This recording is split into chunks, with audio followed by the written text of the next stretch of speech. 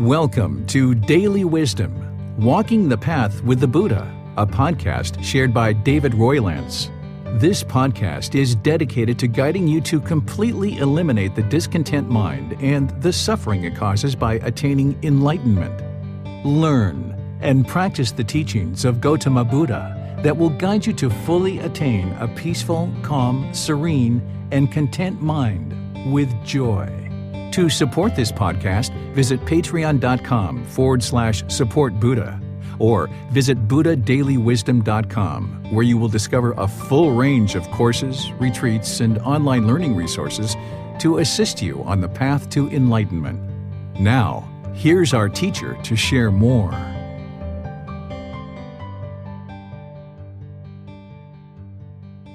Sawadee Kap. Hello and welcome to Daily Wisdom, Walking the Path with the Buddha. Today we're going to be studying the Eightfold Path, specifically the first two steps on the Eightfold Path.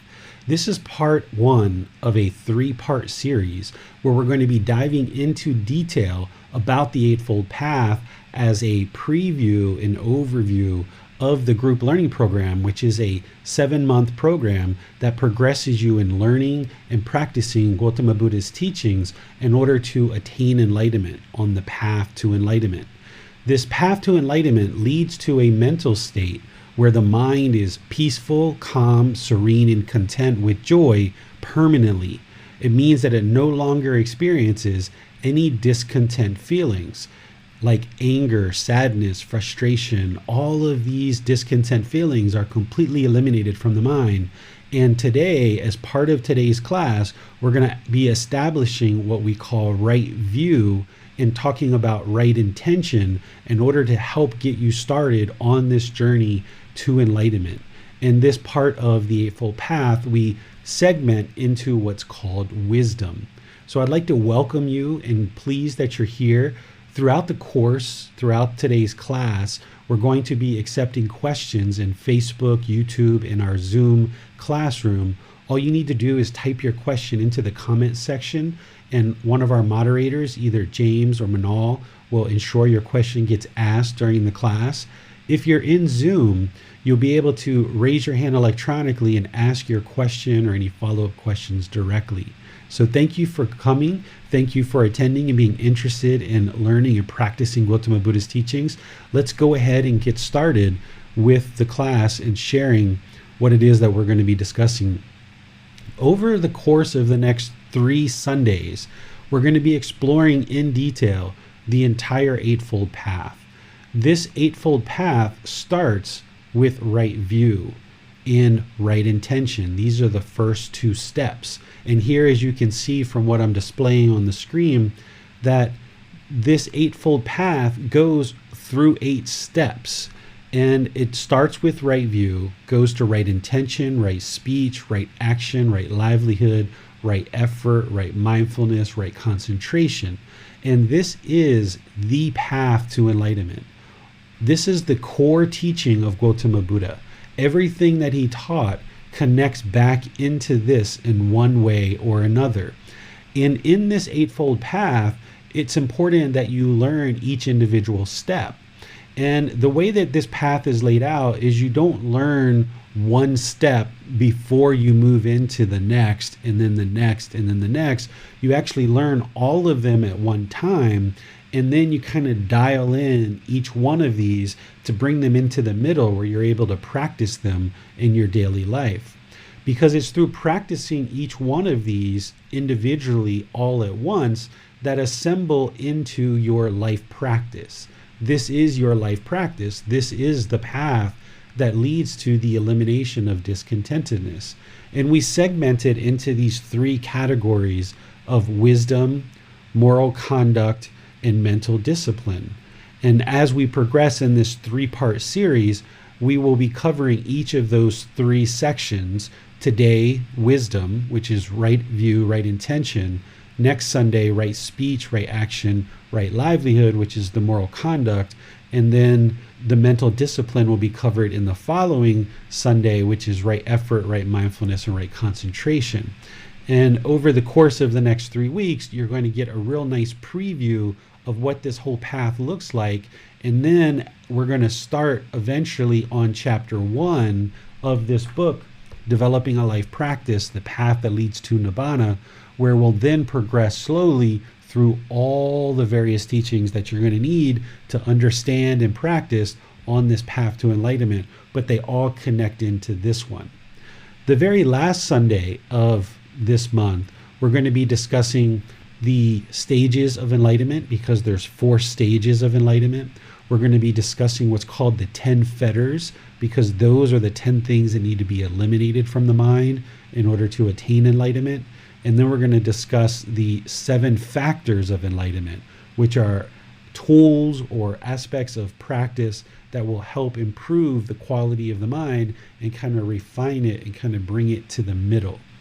So this is what's going to be taught over the next 4 Sundays before we actually start with chapter 1 in this book, Developing a Life Practice, the Path That Leads to Nibbana. And moving to the next slide, what I've got there is just to kind of show you this 3-part series that I just laid out for you about how we're going to be covering this for each Sunday, part 1, part 2, and part 3. And typically, this is all covered in just one class.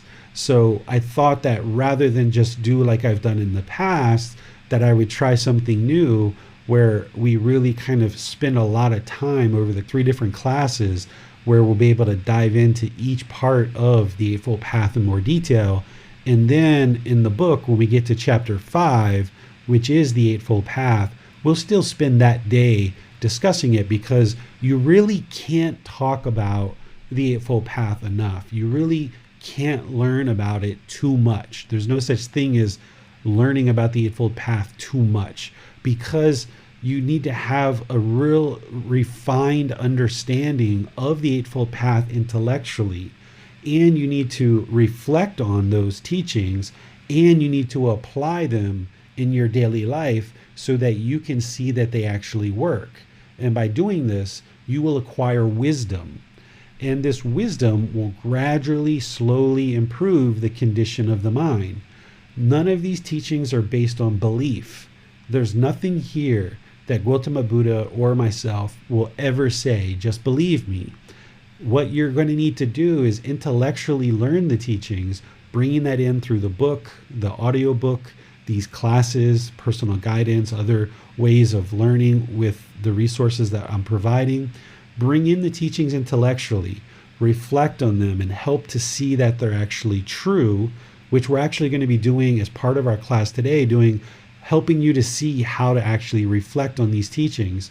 And then you need to move them into practice, which is going to change the condition of the mind. Because it's one thing to know the teachings intellectually and kind of know the right answer, so to speak, but it's a whole nother thing to actually practice the teachings through your conduct and through your daily life, or through your life practice. There's plenty of people in the world that intellectually know the teachings of the Buddha, but they haven't moved them into practice yet to actually change the condition of the mind. And that's where you experience enlightenment. The intellectual learning and being able to intellectually describe the teachings isn't enlightenment. That's just the intellectual learning. A lot of times scholars or historians will have a lot of intellectual knowledge around the teachings of the Buddha, but it's not until you move them into practice that you really deepen your understanding of the teachings, because you see how they work in daily life.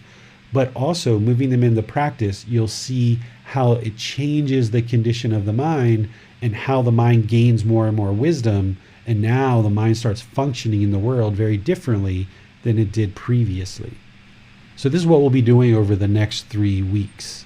So starting off with right view, let's study the words of the Buddha, because it's important, since we're going to take this deeper exploration, this deeper dive into the Eightfold Path, that we bring in some of the Buddha's words so that you can see what I'm actually teaching is directly from what Gotama Buddha is teaching.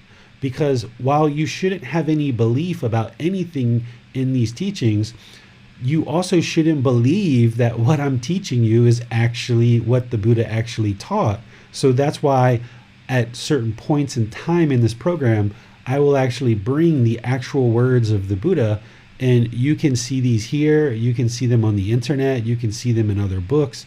These are the words of the Buddha about what he was actually teaching. So I'm going to show you his words first, and then I'm going to expand upon it and explain it in a way that you can directly apply it in your life.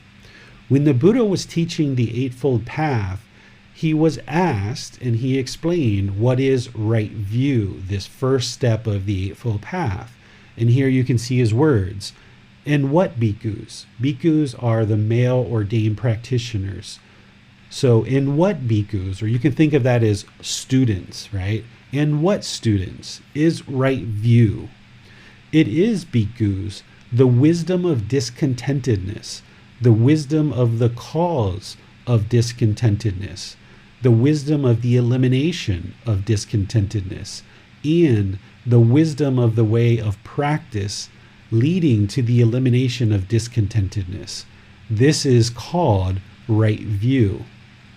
So what he's pointing to here is what we call the Four Noble Truths. This is chapter 4 in the book that I wrote. He's pointing to, in his Eightfold Path, back to the Four Noble Truths, which is his very first discourse. This is a common thing in Gotama Buddha's teachings, where his teachings are kind of interlinked and they're syncing up together. Where the Eightfold Path is the core teaching, it is the path to enlightenment, there's other teachings that hang off of this, like the Three Universal Truths, the Four Noble Truths, the Five Precepts, the Four Foundations of Mindfulness, the teachings of meditation. All these other teachings are actually connecting into the Eightfold Path. So here, when he's talking about right view as part of the Eightfold Path, he's pointing back to the Four Noble Truths and saying that is right view. So now, what did he teach as part of the Four Noble Truths? And I'm truncating this because he taught a lot about the Four Noble Truths, but I'm just kind of making it really small for you. I've got the entire teachings in this book in chapter 4 that you can see exactly what Gotama Buddha taught in long form about the Eightfold Path in chapter 5. And I've got in this book in long form in chapter 4, what did he teach in terms of the Four Noble Truths. But here in class, I'm just kind of truncating it so you can see we're headed in the direction of Gotama Buddha's teachings by what it is that I'm going to share with you. So when he's pointing back to right view and pointing back to the Four Noble Truths as part of right view, here's what the Four Noble Truths starts out with. Bhikkhus, there are these Four Noble Truths. What for? The noble truth of discontentedness, the noble truth of the cause of discontentedness, the noble truth of the elimination of discontentedness, the noble truth of the way leading to the elimination of discontentedness. Okay, so here he's pointing back in his Eightfold Path about right view, and he's saying in order to start this path, essentially, you need to establish right view. Okay, the next thing to do in order to kind of build right view and establish right view is to understand the Three Universal Truths. The Three Universal Truths is kind of almost like a prerequisite in order to understand the Four Noble Truths. Without understanding the Three Universal Truths and seeing that they are in fact truth, you wouldn't be able to understand the Four Noble Truths. And we call these truths because they're universally true. They're universally true because I can teach these to you, and then independently on your own, you can reflect and observe in the world whether that's true or not. It's not based on belief. So as I teach you here, I'm going to describe what impermanence is, and then I'm going to ask you some questions for you to reflect on your own to be able to see whether this is true or not. Because Gotama Buddha was teaching the natural laws of existence, these natural laws of existence are here in Thailand, they're in America, they're in South Africa, they're in South America, they're in the UK, they're in Australia, Japan. It's basically the universal truths of what we all experience in the world. And the reason why the mind is in the unenlightened state is because it doesn't understand these natural laws of existence. The mind doesn't understand the things like three universal truths and four noble truths. It doesn't understand these truths. When you were a child, you didn't understand the natural law of gravity either. And that's why life was quite difficult for you. You would stand up, fall down, and hurt yourself. You would put your toys in certain places, they would fall down and break. You would try to run and you trip over your feet and you'd fall down and hurt yourself and you cry because you didn't understand this natural law of gravity. More and more, over many years, you gradually learned about this natural law of gravity. And when you got the wisdom of this natural law of gravity, then you were able to function in the world very differently than you did when you were 2, 3, 4, 5 years old. But it took you a gradual learning in order to build that wisdom to understand this natural law of gravity. Well, what you're doing with the natural laws of existence from Gotama Buddha is exactly the same thing. You're unaware of these natural laws, and that's why you've kind of struggled and had challenges in your life in terms of anger and frustration and irritation, and relationships became difficult, whether it was with a boyfriend or a girlfriend or your parents or your siblings or a neighbor. You've had challenges and struggles because you haven't understood these natural laws. And the more you understand these natural laws, just like with the natural law of gravity, when you gain that wisdom, now the mind's going to function in the world much differently than it did before, when you didn't know these, when the mind was unknowing of true reality. But the only way to get to that wisdom is for you to not believe anything that I say, is that you need to learn and reflect on it and then practice it to see that it's true. And then you'll know that this is true, just like Gotama Buddha, just like me, just like other people. Know that these things are true, and you will acquire wisdom, and the mind will gradually awaken about these natural laws of existence. So let's start that with this very first universal truth. I will teach it to you, and then I will show you how to independently determine that it's indeed truth. The first universal truth we call impermanence. Essentially, what this teaches is that everything is constantly changing in the world, that there is no permanent state. So material objects, possessions, relationships, thoughts, ideas, states of mind, everything is constantly changing. What the Buddha talked about is he talked about all conditioned thoughts are impermanent, which we can talk about what that is if anybody has questions on that. Essentially, your sadness is based on some condition. It will arise and then it will cease to exist. The happiness in the mind, it is based on some condition. It will arise in the mind and then it will cease to exist. The loneliness or boredom, the shyness, it will arise and then it will cease to exist. This is impermanence. All that arises will cease to exist. There's no steady, constant, fixed state other than enlightenment. Once you attain enlightenment, this is an unconditioned mind. You're stripping away the conditions that are causing all of these temporary feelings. And once you do, the mind will be inwardly peaceful, calm, serene, and content with joy permanently. So this enlightened mind, once you attain all this wisdom, it will be a permanent mental state. And the natural laws of existence themselves are permanent, that they're not changing. That's why what Gotama Buddha taught 2,500 years ago and what we're teaching today, it's the same natural laws. His teachings are timeless because he was teaching about the natural laws. And that's why what he taught 2,500 years ago to awaken the mind based on the natural laws of existence, because they're universally true, they're also true today.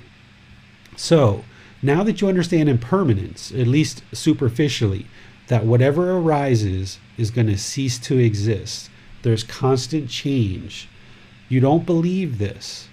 What you do is you reflect on it and you start asking questions to the mind about whether or not this is true or not. So I will ask you some questions to determine if this is true. If you can come up with anything that is permanent, then you've essentially disproven the Buddha, and this isn't a universal truth. So what you do is you start searching in the world for something that's permanent. Is the physical body permanent? Your physical body, the one that you're inhabiting right now, is this permanent? Has it been the same size, the same shape, the same color, and hasn't changed at all over the course of your life? Of course, the answer is no. It's been constantly changing. What about your hair? Does your hair change? Is it the same length, the same color, the same texture?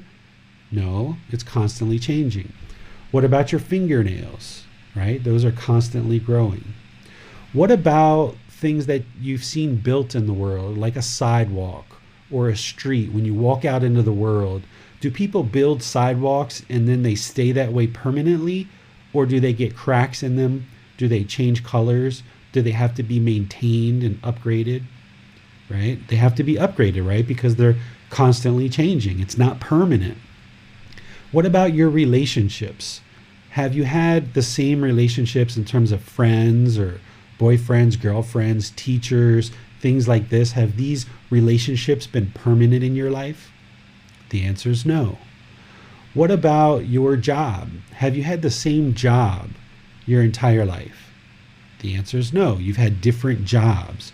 Or what about your income? Have you had different incomes? Has your incomes been changing, going up and down throughout your life? The answer is yes, it has been. So we could keep on going with all these different questions, but you've got to determine the truth for yourself. If you're not yet convinced that everything is impermanent, then you've got to go out into the world and look for something that's permanent and see if you can find something that's permanent, right? Is the tree permanent? Is the flowers permanent? Is the fence permanent that gets painted? Does it stay permanently painted and beautiful, or does it have to be repainted every so often? You've got to look around and decide what is permanent, and what you will most likely come back with is nothing's permanent. But if you think something's permanent, tell me. Raise your hand, ask a question on Facebook or YouTube or in the Zoom classroom and say, hey, I think this is permanent. And then we can talk about that so that you can get clarification on that. So, does anybody have anything that they feel is permanent that they would like to talk about on Zoom or YouTube or Facebook? Go ahead and submit that and our moderators will see it and we can talk about it.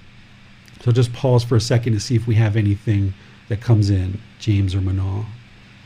It looks like we have nothing at this time. Okay, so if you guys are reflecting over the next few days and you go out in the world and you feel like you found something that's permanent, post that in the Facebook group or private message me, right? And we can talk about it and be sure that you are seeing this, right? The second universal truth is called discontentedness. A lot of people in the Buddhist community will call this suffering, and I'll explain why I don't use that word, but let's first talk about what it is, and then you'll understand why. What discontentedness is it's a state of mind where the mind is discontent. It's a mental state.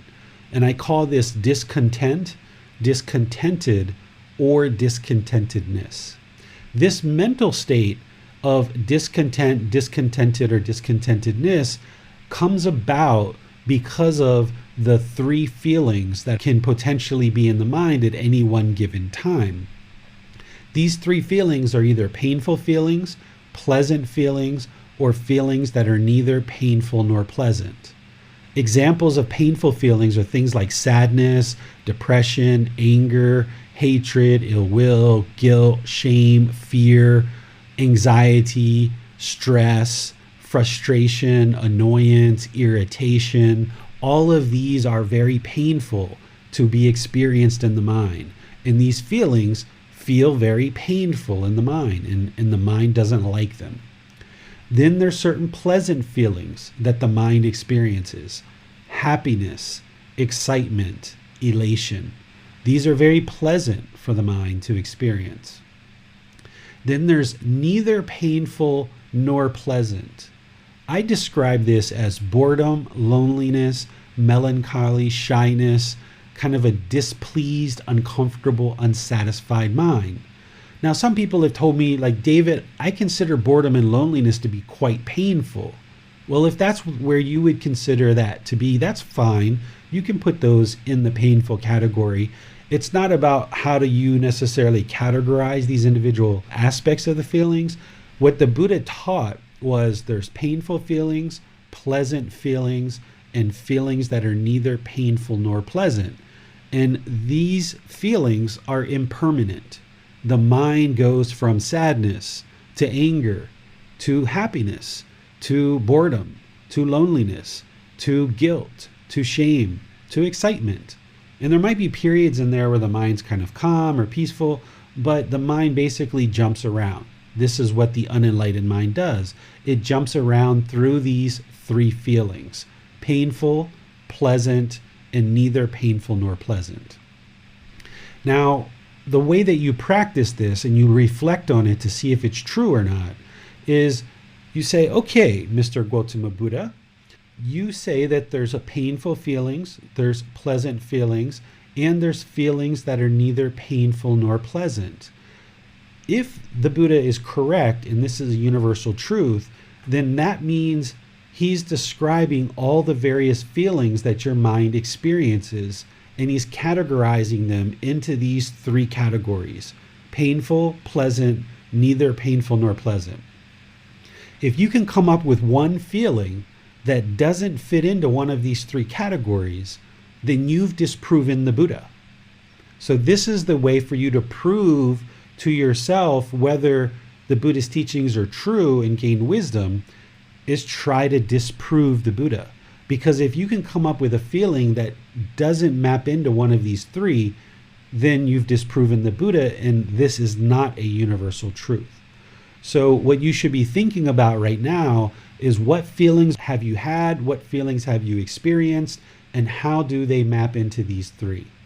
And the way that the Buddha oftentimes teaches is he teaches things like painful feelings, pleasant feelings, and then he has this catch-all, which is neither painful nor pleasant.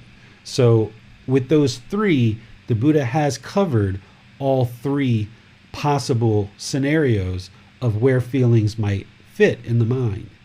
This is discontent, discontented, or discontentedness. When you look at the Buddhist teachings online or in books or with some other teachers, they may use the word suffering here. They may say that the Buddha taught to eliminate suffering. I would say that he taught to eliminate discontentedness, because he taught to eliminate these three feelings: painful, pleasant, neither painful nor pleasant. He didn't teach to eliminate suffering. I mean, he did, but that's not the entire teaching. Because when you're happy, excited, or elated, you wouldn't say you were suffering. I don't think. At least I wouldn't have. And if you're shy, or you're just uncomfortable, or the mind is unsatisfied, you wouldn't say you were suffering. So this word suffering describes painful feelings, but it doesn't describe pleasant feelings and feelings that are neither painful nor pleasant. So if we continue to use the language that's been used in the past to describe that Gotama Buddha was teaching to eliminate suffering, and this is the translation that we've gotten in English language from the various translators, then we're only looking at 33% of what it is that the Buddha was teaching, the painful feelings. That means we're missing about 66% of his teachings. The primary core teaching of what he's teaching is how to eliminate this discontent mind and get to enlightenment, which is a peaceful, calm, serene, and content mind with joy. So using the word discontent, discontented, or discontentedness will bring your mind more closely to what it is that the Buddha was teaching to eliminate from the mind, is these conditioned painful feelings, these conditioned pleasant feelings, these conditioned neither painful nor pleasant feelings. Because when the mind experiences these feelings based on some condition, then that means that they're impermanent. So for example, if you get a new car and you become very happy because of the new car, when that new car gets a scratch or gets in an accident or a flat tire, because of impermanence, because that car is impermanent, that means that happiness, those pleasant feelings that you have associated with this new car, those pleasant feelings are going to subside. They're going to fade away. And when they do, that means the mind's going to move to sadness or anger or frustration, because the pleasant feelings are based on some condition. I got a new car. I got a new girlfriend, a new boyfriend. I got a new pair of shoes. I got a new job. I got a raise. None of these things are permanent. They're all impermanent. And because the mind is latching on to these conditions in order to acquire these pleasant feelings, that means eventually the mind is then going to revert to painful feelings or feelings that are neither painful nor pleasant. So what the Buddha is teaching is to eliminate the mind's outward searching for satisfaction, for pleasant feelings, in order to produce happiness, excitement, elation, etc., these pleasant feelings, so that when those conditions are gone, the mind doesn't swing back to painful feelings or feelings that are neither painful nor pleasant. When the mind becomes enlightened gradually through training, it will be peaceful, calm, serene, and content with joy. There's this unconditioned joy. The mind is always joyful. It's not based on any external conditions. You wake up in the morning, peaceful, calm, serene, and content with joy. You go to sleep, peaceful, calm, serene, and content with joy. All day long, the mind's peaceful, calm, serene, and content with joy. The mind is unshakable because it's liberated from these conditions where the mind is outwardly searching for satisfaction based on these external conditions. Some people will describe enlightenment, which we're going to talk about in 4 weeks, they will describe it as ultimate happiness. I don't describe it that way because happiness is a conditioned feeling. It's based on some condition and it's temporary. Enlightenment is not based on any conditions. It's unconditioned, and therefore it's permanent. Because the mind is inwardly satisfied, it can be permanent because it's not basing its feelings in the mind on these external conditions that are impermanent. So this is discontentedness, painful feelings, pleasant feelings, and feelings that are neither painful nor pleasant. And as we go in our talk today, I'm going to explain what's causing these feelings and why the mind is experiencing these. Because in order to eliminate these feelings, you've got to understand what's causing them. And don't be concerned about eliminating happiness, excitement, and elation, because I know that's part of life that you enjoy right now. But that's all based on conditions, and it's temporary. What you're moving to in enlightenment is this joyful mental state that's permanent. And the way that you can think about this conditioned happiness versus this unconditioned joy is something like conditional love or conditioned love. Some people say they love you, but they have certain conditions that have to be met in order for them to continue to love you, or in order for them to say that they love you. They have certain things that they say, okay, if you meet these criteria, I love you. And then when you stop meeting those criteria, they will say, I don't love you anymore. But that's not true love, which we're going to get to in chapter 14. This is conditional love. This is not true love. This is actually being selfish and saying, I'm only going to love you if you meet my selfish conditions. So conditioned happiness is the same way. The mind says, I'm only going to be happy if you meet these conditions. What unconditional love is I love you. I would like to see you be well. I would like to see you be peaceful. There's no condition that you have to meet in order for me to have that genuine feeling towards you. I'm interested in your well-being. I'm interested in your peacefulness. I'm interested in seeing you be well. It's unconditioned love. So ask yourself, would you rather have this conditioned love where people are requiring things of you before they will love you? Or would you rather have this unconditional love where people just love you and just let you be and do whatever you feel is best for your life? Well, of course, you would rather have this unconditional love. So the same thing is that this conditional happiness is actually dragging you down, where your mind's constantly chasing it, these conditions, where unconditioned joy is the mind will just always be joyful without any conditions. Let me pause here and see if you guys have any questions on discontentedness, what it is, what the three feelings are, or anything that might need to be clarified before we move on to the third universal truth. So, David, is it fair to say that because we feel pleasant feelings, we're liable to feel painful feelings due to the unconditioned mind? Because of the conditioned mind, the mind is lurching and longing, which we're going to talk about next in the Four Noble Truths, this craving, desire, attachment. The mind has this longing for pleasant feelings. And the mind thinks, because of this unknowing of true reality, because it doesn't have the wisdom that it needs, the mind thinks if it just gets that next new car, or if it just gets that new job, or if it just gets one more friend on Facebook, or if I just get 1,000 friends on Facebook, if I just get 20 likes today, then my mind will be happy or excited. So the mind creates all these conditions where it's trying to create this conditional happiness, and it thinks that's going to be ultimately fulfilling. But what the mind realizes eventually is that this is impermanent, and the mind then cycles over to painful feelings, and the mind becomes sad. So if you have the condition in your mind that if I log into Facebook and I have 3 private messages, my mind will be happy, and that's the condition that needs to be met. Well, when you log in and you see you only have 1 message, your mind's going to be sad.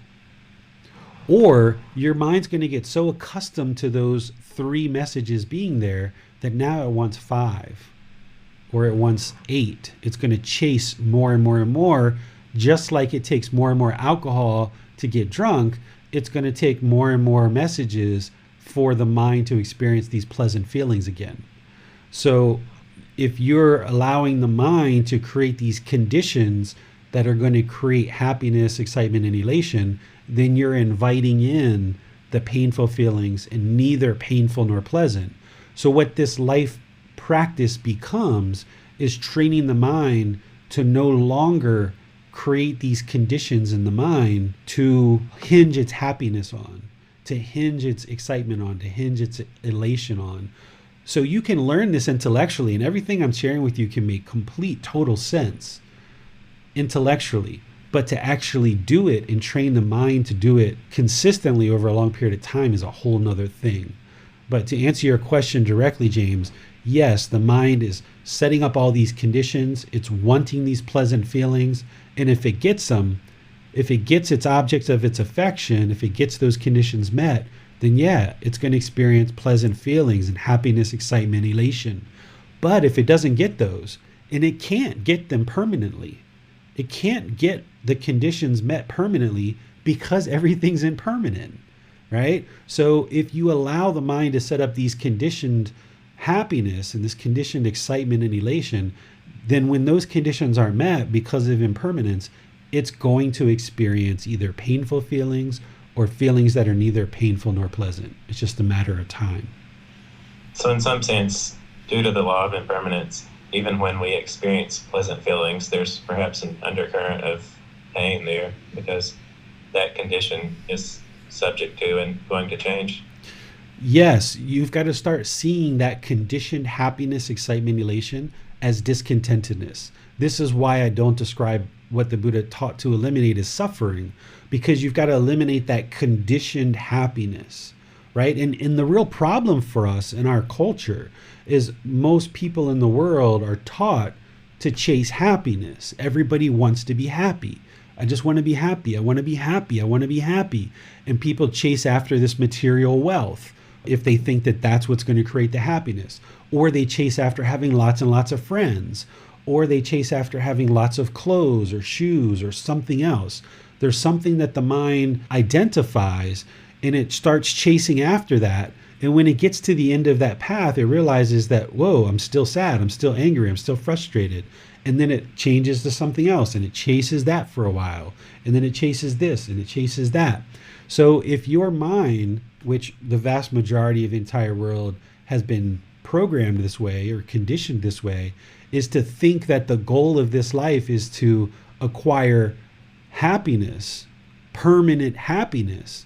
Well, permanent happiness isn't possible if it's based on conditions, because happiness based on conditions, these conditions are impermanent. So that's why this unconditioned joy, or you can also think of it as unconditioned happiness, that's why that is going to be permanent, because you've done the inner work to eliminate the mind's outward searching for satisfaction and latching onto conditions, and you train the mind to be inwardly content, inwardly peaceful, inwardly joyful. And that's what this whole path is about, to eliminate these discontent feelings, is eliminate the mind's outward searching for satisfaction through the senses and be inwardly content. We just had a question come in from Basim on Facebook. When eliminating discontentedness of the mind, it seems that it is a process of getting the mind back to its original nature. Does this mean that the origin of the mind is contentedness, and for some reasons it turned to the discontented state? Some people do think of it this way. Some people, instead of thinking about you need to attain enlightenment, some people think of it as the mind's already enlightened, but you've got all this pollution that's disturbing that, and it's inhibiting you from experiencing this content mind, because this pollution is making its way into the mind and kind of confusing the mind and disturbing the mind. And when you purify the mind through training it and you clear out this pollution, then you can experience the natural mind, which is naturally enlightened, naturally peaceful, naturally content. So if that helps you to think of it that way, that you're not really trying to attain anything, it's actually already there. You've just got to get all the pollution out of the way so that you can experience it on a permanent basis. Okay, David, thanks. We have a couple other questions, but I think that it may be best to save them for the end. Okay, sounds good. Let's go to the third universal truth before we get into the Four Noble Truths.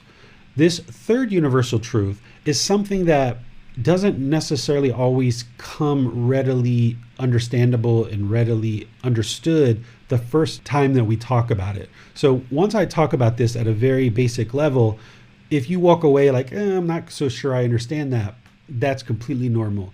It takes many months and sometimes years for people to really learn and practice the teachings before this one kind of surfaces again, and we need to deal with it. And we need to ensure that you understand it. So let me just explain this third universal truth a bit, and then we can help you to learn it later on the path once you've already developed understanding of more and more of the teachings. This third universal truth is called non-self. Some people call it not self, okay? Essentially what the Buddha was teaching is that there is no permanent self. Let me explain this, okay? In the unenlightened mind typically falsely identifies the physical body and or the mind as being the self. So if I asked, like, where is Teresa, or where is Judith, or where is Donnie? Like I might ask, point to Teresa, point to Donnie, right? And most people will take their finger and they will point, right? Because the mind thinks that this physical body is you. This is the permanent self. This is the self-identity, the self-image, and you think of this physical body as being you. But what the Buddha says is this is actually not true. It's not the truth.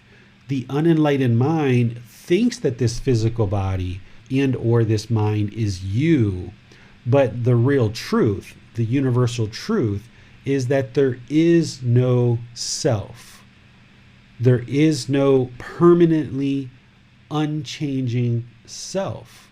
Because if you think back to when you were a child and how you looked at your self-image and your self-identity, your personality, and how people described you versus how you were in your teenage years, your young adult years, and beyond, that's been constantly changing. If you look at how you viewed yourself over the course of your life, that's been constantly changing. So there is no permanent fixed self. There's no permanent you. But the unenlightened mind falsely thinks that this body and or this mind is you. And therefore, what happens is the mind then wants to protect and defend the self. So if somebody says, I don't like your hair, or your hair looks different today, or those glasses look interesting on you, or is that a new shirt? You might read into that and become somewhat defensive.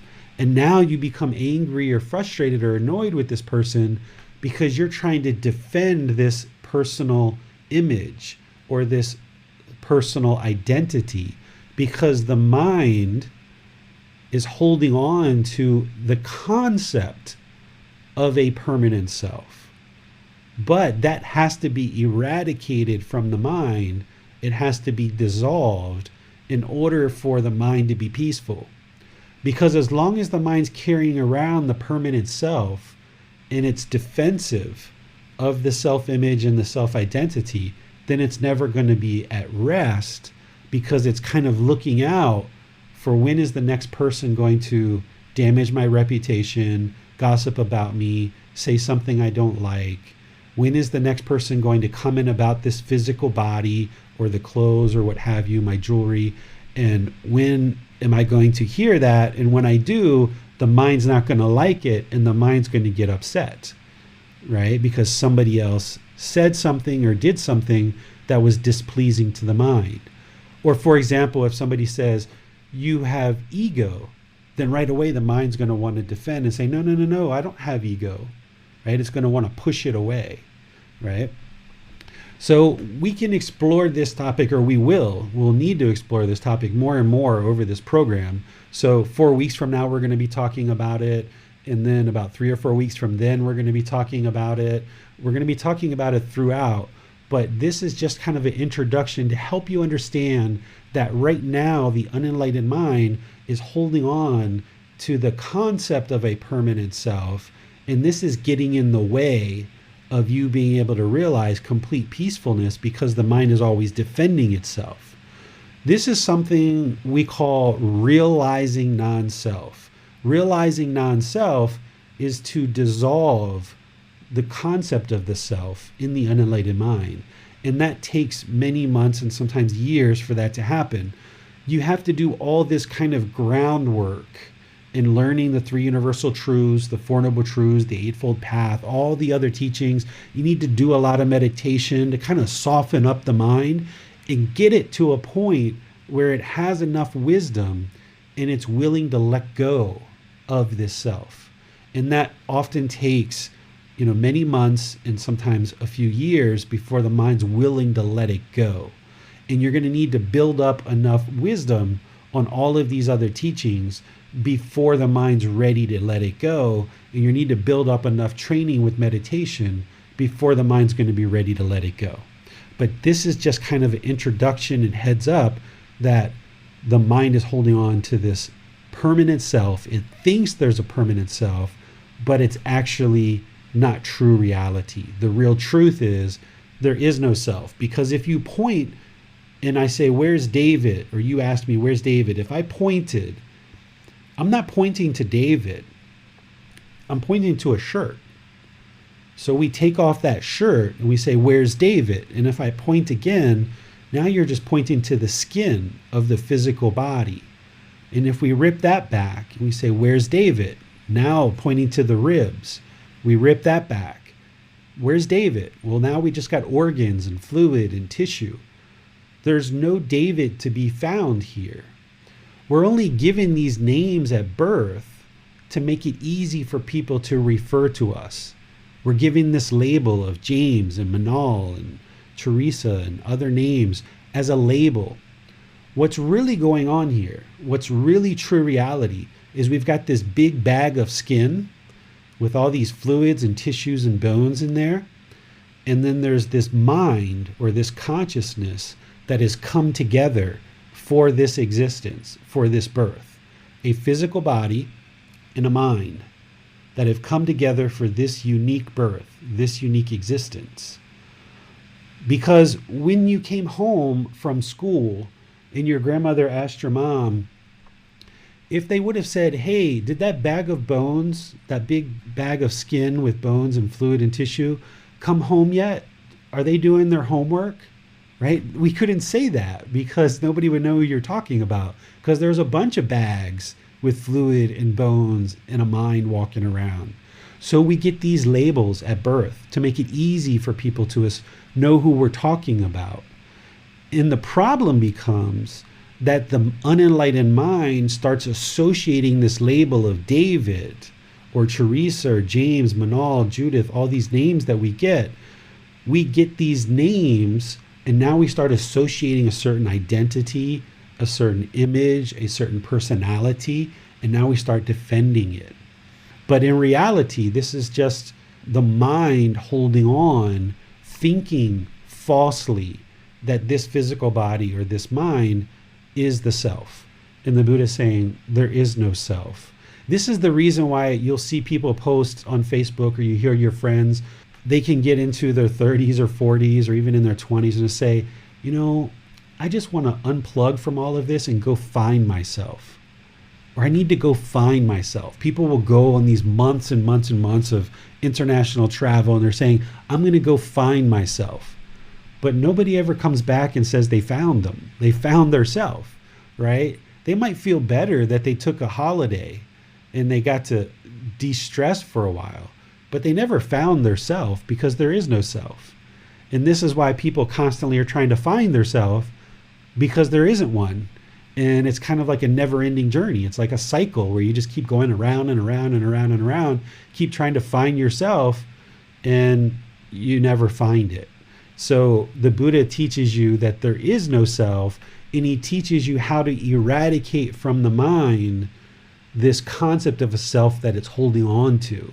And when you eradicate that concept, that false identification in the unenlightened mind, now the mind can be more peaceful because it's no longer protecting the self.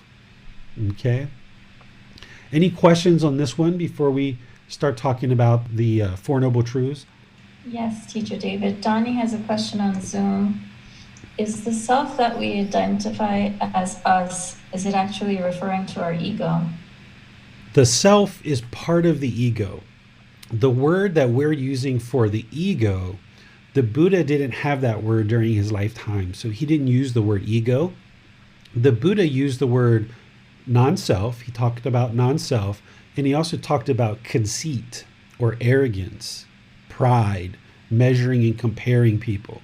And these are two separate things that the Buddha talks about eradicating from the mind in order to get to enlightenment, that we are in modern day combining and we're calling the ego. So the self and arrogance or conceit or pride are coming together and forming what we call the ego. So the answer is yes, the self is part of the ego, but it's not the entire ego. There's other parts to it. Okay, David, those are all the questions we have at this time. All right. So now, before we go into the Four Noble Truths, let's talk about what craving, desire, attachment is, because this is another foundational teaching before we talk about the Four Noble Truths. The Four Noble Truths is going to lay out for you why we experience discontentedness, the cause, the elimination, and the whole path forward. But in order to understand that, you need to understand what a craving, desire, attachment is. A craving, desire, attachment is a mental longing for something with a strong eagerness. This is how the mind pulls towards something. I just want that new car, and if I get that new car, I know everything will be wonderful. or if I just get that boyfriend or girlfriend, everything will be wonderful. If I just get a raise, or if I just get that new job, or I just get some friends, or if I just get my Facebook account to have 2,000 friends, or if I just get that new pair of shoes, or if I just get that new house, or, the list goes on and on and on, because the mind has this outward searching for satisfaction, this craving, desire, attachment, mental longing for something with a strong eagerness. It just wants the objects of its affection. You can also put in there expectations, wants, holding, or grasping, or clinging.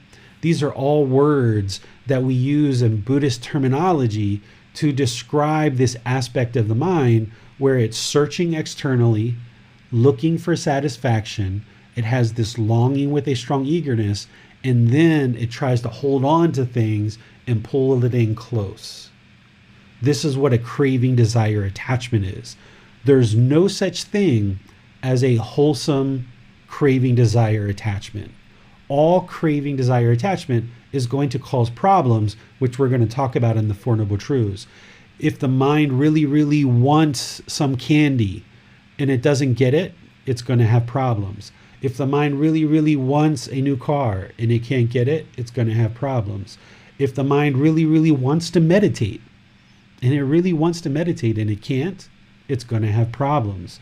That's what we're going to talk about next. So all craving, desire, attachment, we're describing it as a mental longing for something with a strong eagerness. And this is also expectations. We oftentimes put expectations on ourselves because the mind thinks there's a self. So we put expectations on ourselves, and we also put expectations on others because we want certain things. And if we get the objects of our affection, we have these pleasant feelings. But if we don't, that's when the painful feelings are going to come, right? So what you're going to see next is the goal of these teachings, which is to eliminate this from the mind.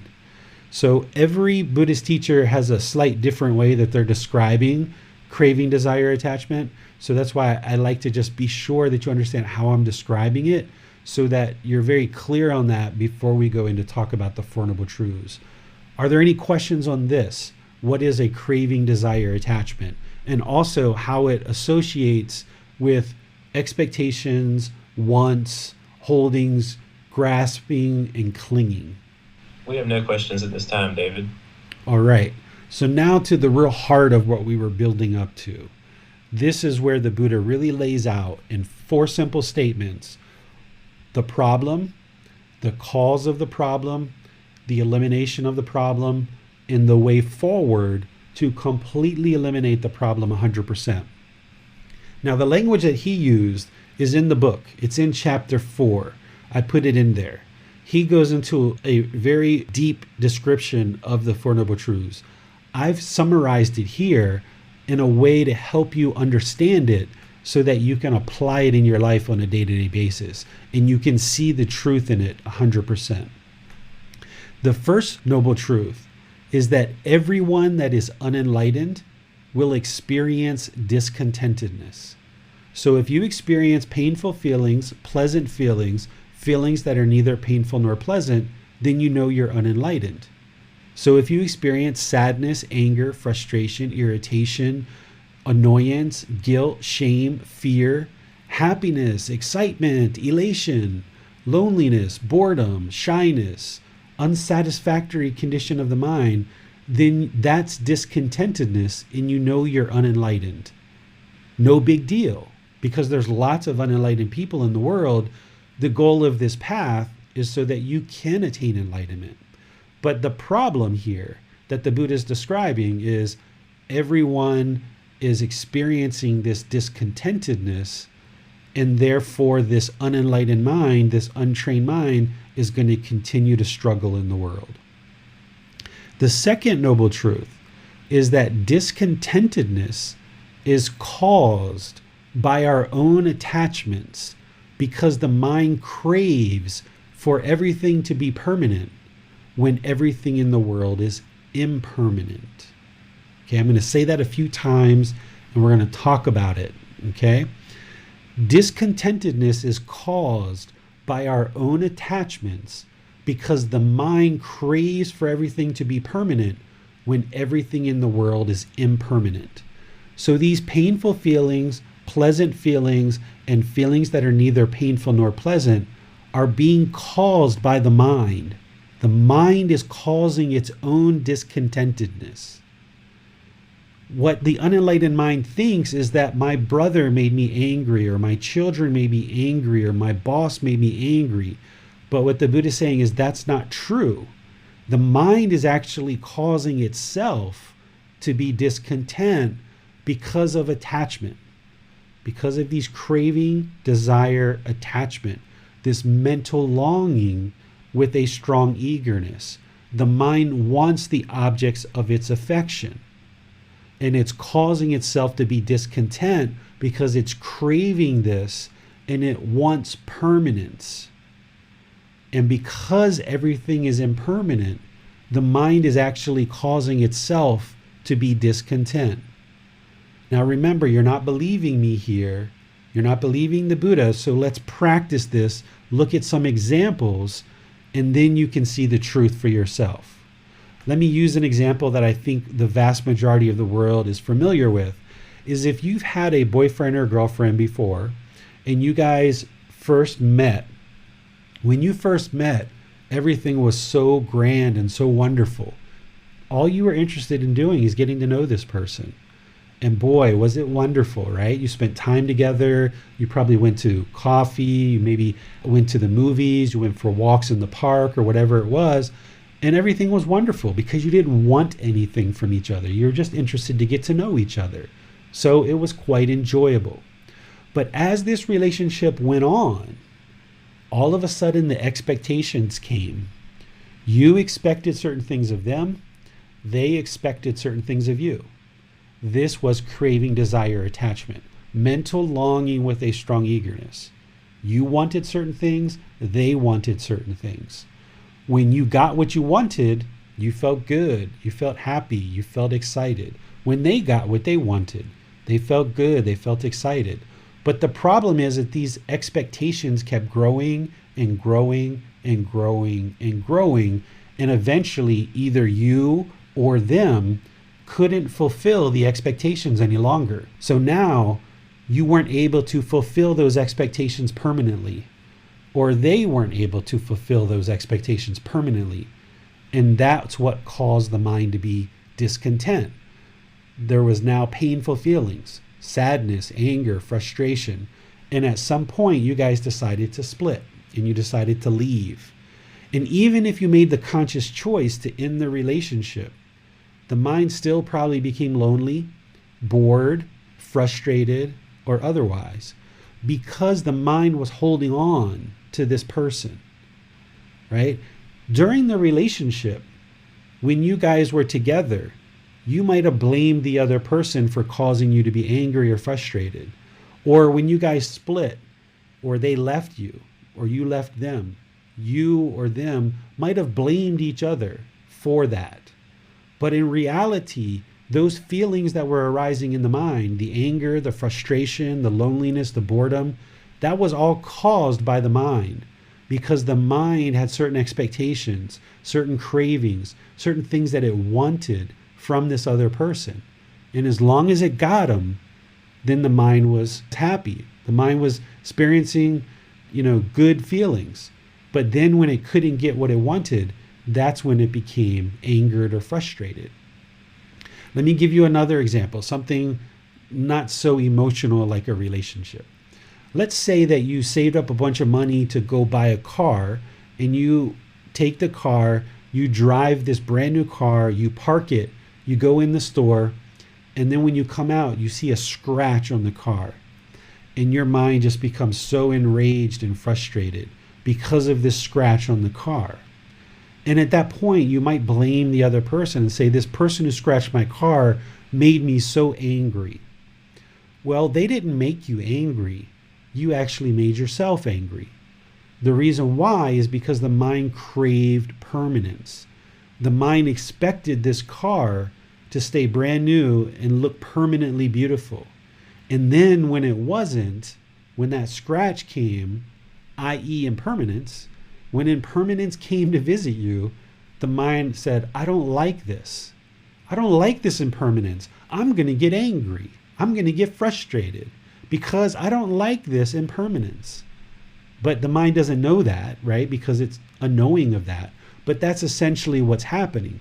Because somebody else could walk out of the store and see that scratch and say, thank goodness I got insurance. Let me go get it fixed. And remain completely calm and peaceful if the mind is trained to understand impermanence. So if you acknowledge and you understand and you have the wisdom of impermanence, when you were signing the papers for the car to buy it, you knew that it wasn't going to stay looking brand new permanently because you know the car is impermanent. But if the mind's holding on, thinking this car is going to look this way permanently, then you're going to cause yourself to be discontent. Or if you're craving for your kids to do something in a certain way, you have this mental longing and strong eagerness for your kids, your life partner, your boss, your job, your coworkers, your neighbors, your house. If you're craving for things to be permanent and be a certain way, because everything is impermanent, at some point you're going to cause yourself to be discontent. This is the whole problem of why you've been experiencing discontentedness your whole life, is because the mind is untrained and it doesn't understand impermanence. It doesn't understand that all these things in the world are impermanent, and it's craving and trying to hold on. And because it's trying to hold on, everything starts changing, and now the mind becomes discontent. So here where I'm saying the cause of the discontentedness is because the mind craves for everything to be permanent. Another way to say that is the unenlightened mind doesn't like impermanence. The unenlightened mind absolutely does not like impermanence. Well, guess what? Everything's impermanent pretty much. So if you walk around, if you continue to walk around with this unenlightened mind that keeps craving permanence everywhere you go, it keeps craving permanence. It's uncomfortable with impermanence, but yet you're in a world that is completely impermanent. Then you're just going to be stuck in this cycle of constantly causing yourself discontentedness over and over and over and over again. You're going to be happy, then you're going to be sad, you'll be peaceful for a little while, then you'll be bored, then you'll be lonely, then you'll be excited, then you'll be frustrated, then you'll be annoyed, right? The mind's going to just keep flipping around because it's untrained and it doesn't like this impermanence. And it's looking externally with this longing, with a strong eagerness for permanence. So the second noble truth is describing the cause of the problem. Discontentedness is caused by our own attachments, this mental longing and strong eagerness, because the mind craves, has this mental longing and strong eagerness for everything to be permanent when everything in the world is impermanent. This is a very important foundational teaching that you need to see, and you need to see it very clearly. One of the ways for you to see it clearly is right now, think about the last time you were frustrated, angry, annoyed. It might have just been a few hours ago, or it might have been yesterday, right? Think about the last time you were angry, frustrated, annoyed, and try to look at what the mind was craving. Maybe at that time, yesterday or this morning, you were blaming somebody else for making you angry, but that's not true reality, okay? Now that you understand the truth, that the mind is causing itself to be discontent, now look inside the mind. In that situation where your mind was angry, frustrated, annoyed, whatever, what was it that the mind was craving? It wanted something, and when it didn't get it, it got angry. It might have been 2, 3, 4 things. Typically early in practice, it usually is. It's not usually just one. So if any of you guys would like to share, Or if you're having trouble discovering this for yourself, you can say, here's the situation. I'm not quite sure what I was craving in this situation. So you can share that in the comment section of Facebook, YouTube, or Zoom, and our moderators will share that. So share what it is that made you angry, frustrated, irritated, annoyed, and we can talk about it as an example to help you see that you caused it yourself. And everybody in the world who's unenlightened is doing this, so no need to be shy, right? Everybody's experiencing this who's unenlightened, so you are right along with everybody else. So it's a matter of helping you see the truth here, not a matter of anything else, but helping you to see that you are, in fact, causing your own discontentedness. Do we have anybody that shared, James? Well, Holly wanted to ask, is this something that happens gradually or suddenly? It can be both. It can be both. It can oftentimes be sudden, but it can also be a gradual thing too.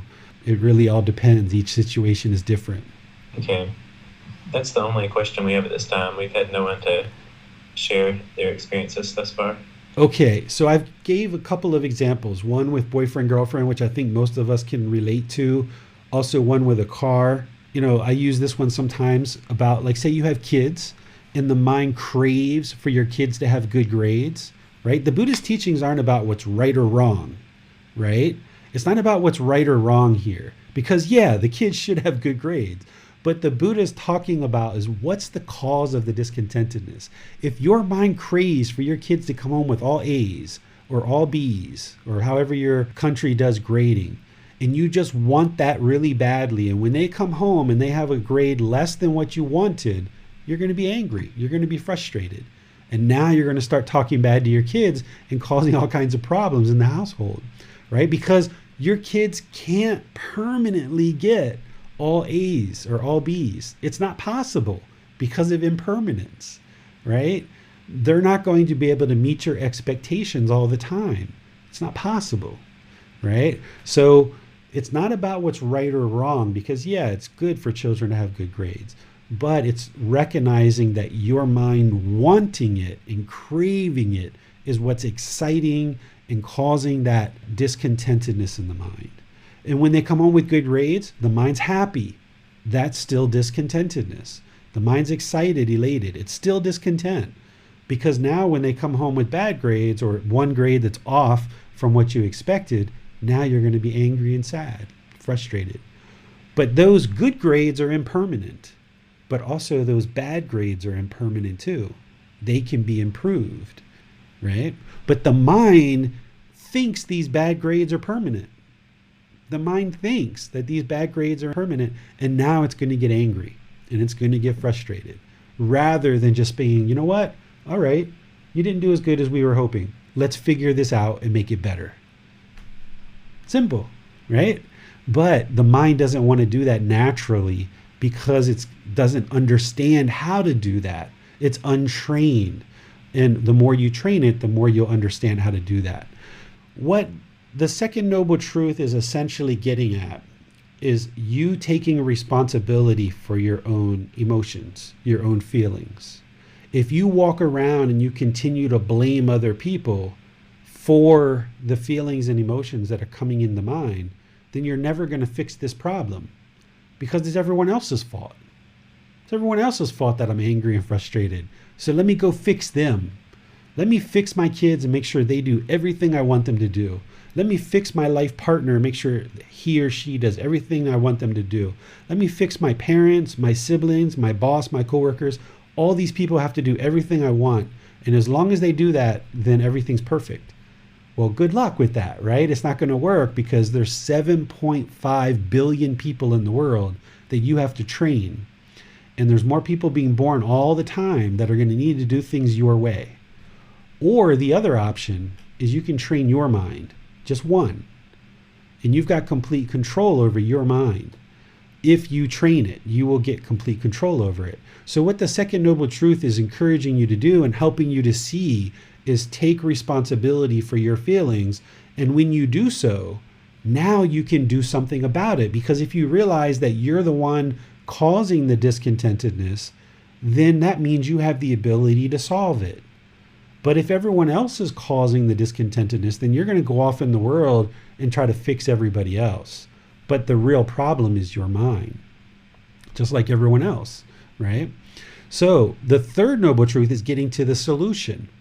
The solution to this is because the second noble truth is saying the cause is this craving, desire, attachment, this longing with strong eagerness, then the solution in the third noble truth is the elimination of discontentedness as possible by eliminating attachments. By eliminating that craving, desire, attachment, that mental longing with a strong eagerness, where the mind is searching externally for satisfaction and trying to hold on to things, wanting permanence, then what you've got to do is you've got to train this mind to be comfortable with impermanence. Because right now, the unenlightened mind is uncomfortable with impermanence. The more comfortable you make the mind, the more trained it becomes to let go and accept impermanence, the more peaceful the mind becomes. So the Buddha gives us specific training of how to train the mind to acknowledge and accept impermanence. And this is part of the life practice. This is breathing mindfulness meditation that we do on Wednesdays, and that you should be doing every day now, is that you close the eyes, you breathe in through the nose, out through the nose, and focus the mind on the breath. As the thoughts, ideas, perceptions come to the mind, you train the mind to let go, let go, let go, and come back to the breath. Because what the unenlightened mind is going to want to do is hold on. It's craving this permanence. It wants to hold on. But what you're doing in breathing mindfulness meditation is you're training the mind to let go, let go, let go, let go. Okay? And by training the mind to let go, more and more, you will gain control over this mind.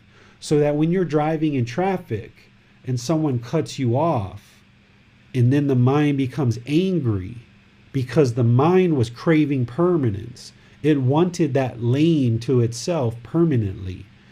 And now when someone cut you off, you didn't like that impermanence. So now you get angry. Well, if you train the mind to let go, when this person cuts you off, that makes sense. There's impermanence, right? There it is. Or when you get a flat tire when you're driving in the car, instead of getting angry, there's impermanence, right? Or you run out of gas. There's impermanence, right? Or your kids come home with grades that you weren't thinking there's impermanence. You just keep identifying impermanence, but the mind is going to want to react. It's going to react with anger and hostility. And you've got to train it with breathing mindfulness meditation to let go, so that when this person cuts you off, let it go. Just let it go. But it's going to take time for you to do that. The mind's been like this for a really long period of time. It's not going to just change overnight because of one talk. It's going to happen. And bringing this to your awareness, you're going to start seeing it now. When you become angry and frustrated, you're going to be, there's the craving, desire, there's the discontentedness. So when you see other people become frustrated and angry, you're going to see their craving and desire. So you're going to start seeing that this is true more and more as you start moving out into the world. So breathing mindfulness meditation is the training that we use to eliminate this craving, desire, attachment, where the mind's longing with a strong eagerness. And we also practice generosity, freely giving our time, our effort, our energy, our resources. Share some potato chips, share a smile, share, a little bit of food with somebody here or there. By sharing with people, then the mind doesn't hold things selfishly, right? Because of the self, because the mind has this self, it's going to want to be selfish and it's going to want to hold on to things tightly. But we practice generosity to live open-handedly, so that the mind gets used to letting go, that all these potato chips aren't mine, or all these pencils aren't mine, or I've got to hold back my respect, and I'm only going to respect you if you respect me. This is conditions, right? No, you've got to live open-handedly and just be generous. So these are the two ways that we kind of generally train the mind, but we're going to expand upon this and we're going to deepen that in this program. As we progress in this program, I'm going to teach you more and more about how to eliminate this discontentedness with these tools and with some other tools as well. But I need you to understand that you're causing your own discontentedness, and because you're causing it, you can also eliminate it. This is why you can eliminate anger and frustration and annoyance, because you're the one causing it. If everyone else is causing it and you blame it on them, that's wrong view. And that means you can't change them, so therefore you'll never get rid of your anger. You'll never get rid of it because it's everyone else's fault. But right here, if you accept and you start seeing more and more clearly that you're causing the discontentedness, then that's very liberating, because now you see I can eliminate it because I'm the one causing it. And all you've got to do now is learn more and more of the teachings, implement them into your life more and more, and train the mind more and more. And it gets better and better and better over time through this gradual training. And because you're causing it, you can eliminate it. That's what the third noble truth is telling you. And then the fourth noble truth, the Buddha basically says, this is the path, this is the way to eliminate 100% of all your discontentedness. And that's the Eightfold Path. So the way that I describe it is the path to eliminating discontentedness is the Eightfold Path. And that's the entire path with all the teachings that plug into it. So the more you learn this comprehensive life practice that the Buddha laid out for you, the more you learn it and practice it, it's just guidance. It's not rules to follow. It's not laws. It's not commandments. There is no sin here, right? It's about, why is the mind discontent? And let's fix it. Let's train this mind. And the beauty is that you'll see the mind go from anger to frustration to irritation to annoyance to that same thing can be happening that happened a couple of weeks or a couple of months ago. It's like, last month I would have got furious with that. But wow, I don't feel anything at all. And then you see these teachings are working. My goodness, was that Buddha really smart? That's why they call him a Buddha, because he was so wise, right? And he figured out why the mind is discontent. And when you start figuring it out and you start putting these pieces together and you start training the mind gradually, you'll start seeing the mind gradually improve as well. And then you'll see that you're learning the truth, that it's not believe, hope that when you die, something good happens. It's learn right now, train the mind right now, see the results right now. Your life gets better and better and better because the condition of the mind gets better and better and better. And you become more peaceful, calm, serene, and content with joy right now. And you get to enjoy the hard work that you're doing to learn and practice these teachings as the condition of the mind gradually improves. So that's how this path works, but it all starts with right view. Right view is seeing and taking responsibility for your own feelings. If you blame everyone else for why you're angry, that's wrong view. So the right view of this world is that you're causing it yourself, but you can also eliminate it. So let's pause here before we talk about right intention and see if there's any questions on right view whatsoever. It looks like we've had a flurry of incoming questions in the last few minutes. I'll start with Emily's. Much of my discontentedness comes from my attachment to wanting people to like me. I think everyone should like me. Yes, this is a perfect example, Emily. Thank you for sharing it. There you see it. The mind craves. It has this mental longing and strong eagerness for everyone to like you. And now, knowing what you learned today, is it possible for everyone to permanently like you? For 100% in the world, people in the world, 100% of the time, are they going to like you? You know the answer. The answer is no, they're not. But because the mind keeps craving it and wanting it, That's why you're causing yourself discontentedness. Now, it's one thing to understand this intellectually, which it sounds like that you are based on your question and your statement there. It's one thing to understand it intellectually, but it's a whole other thing to practice it. When you see someone doesn't like you and now the mind becomes frustrated because of it.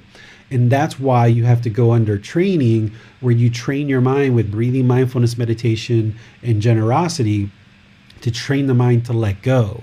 And by you doing this more and more and more, you'll get more comfortable with just being a friendly, polite, kind, respectful person. And when people like you, that's fine. Your mind's unaffected by it. You don't get happy. You don't get excited or elated. You're just like, okay, I'm trying to be the very best person I can be.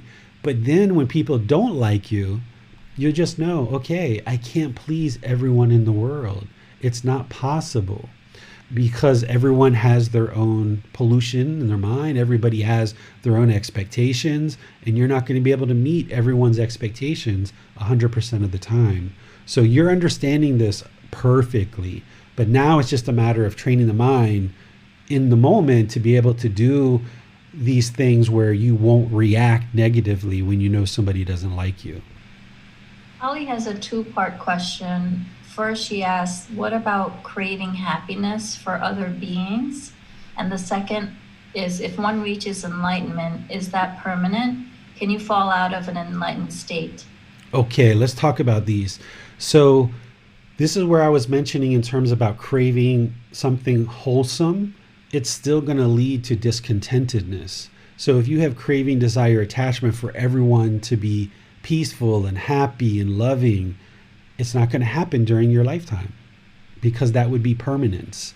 So even something wholesome as I would like to see everyone love each other, if you crave that, then when it's not happening because it can't happen permanently, you're going to be discontent. So these teachings right now aren't saying what's right or wrong. It's just saying, why is your mind discontent? Well, because you want everyone to be happy. You want everyone to be peaceful. And that's not possible because of impermanence. And as long as your mind holds on to that, as long as it craves that, it's going to cause itself to be discontent. So what you've got to do is what the Buddha called finding the middle. You've got to find the middle. And we're going to talk about this in chapter 6, which is called the middle way, where the mind doesn't have this craving, desire, attachment, this longing with a strong eagerness for things to be a certain way, but also you're not lazy and lackluster and complacent either, that you find this middle way. And we're going to talk about that in chapter 6. But as long as you have that craving, even for good things, it's going to lead to discontentedness of mind.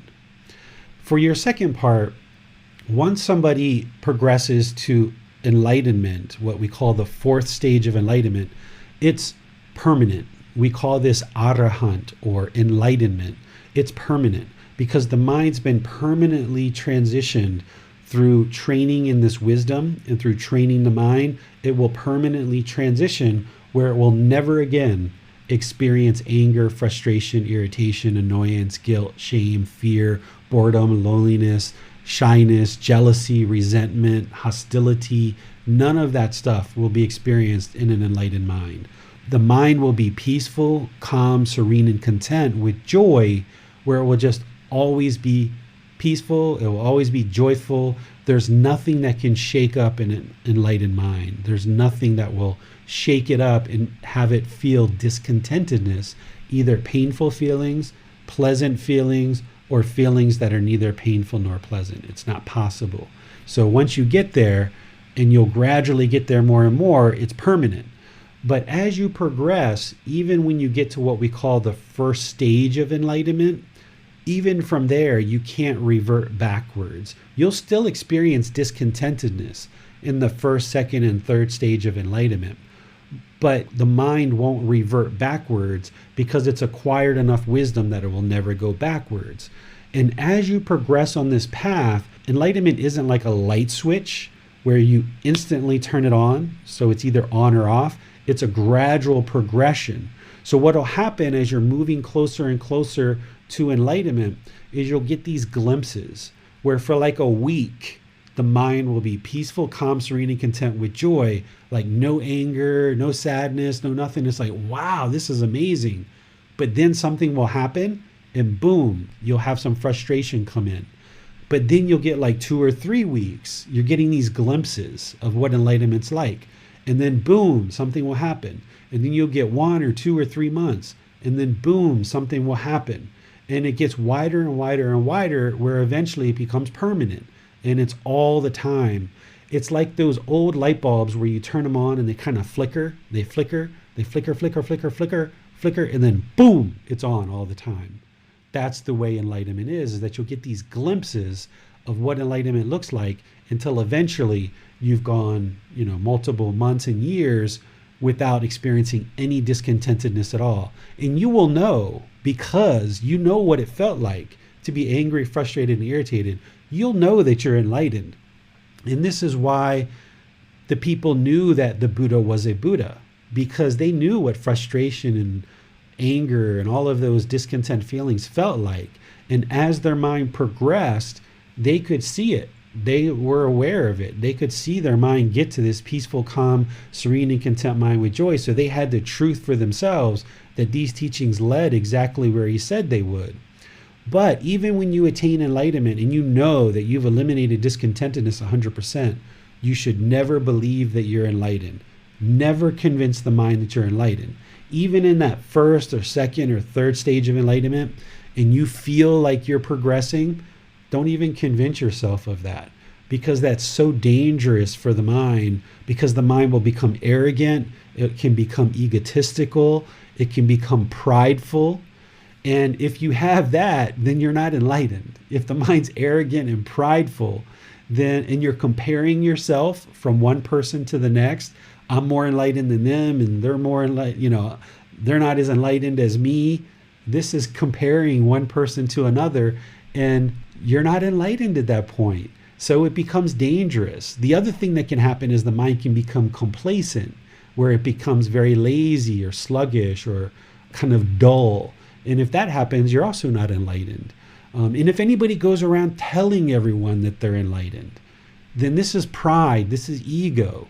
The way to know someone isn't enlightened is if they tell you they are enlightened. If someone openly admits and tells everyone, look at me, I'm enlightened, I'm so enlightened. Well, they're not enlightened because they still have pride and they still have ego and they still have this desire, this craving for everyone to know they're enlightened. Enlightened people's minds are so peaceful, calm, serene, and content with joy, they don't have a desire to go around and tell everyone that they're enlightened. They're just enjoying their enlightenment because it's permanent. So don't ever convince yourself, if you attain enlightenment, that it's actually happened and that you actually are enlightened, because there's just danger in that.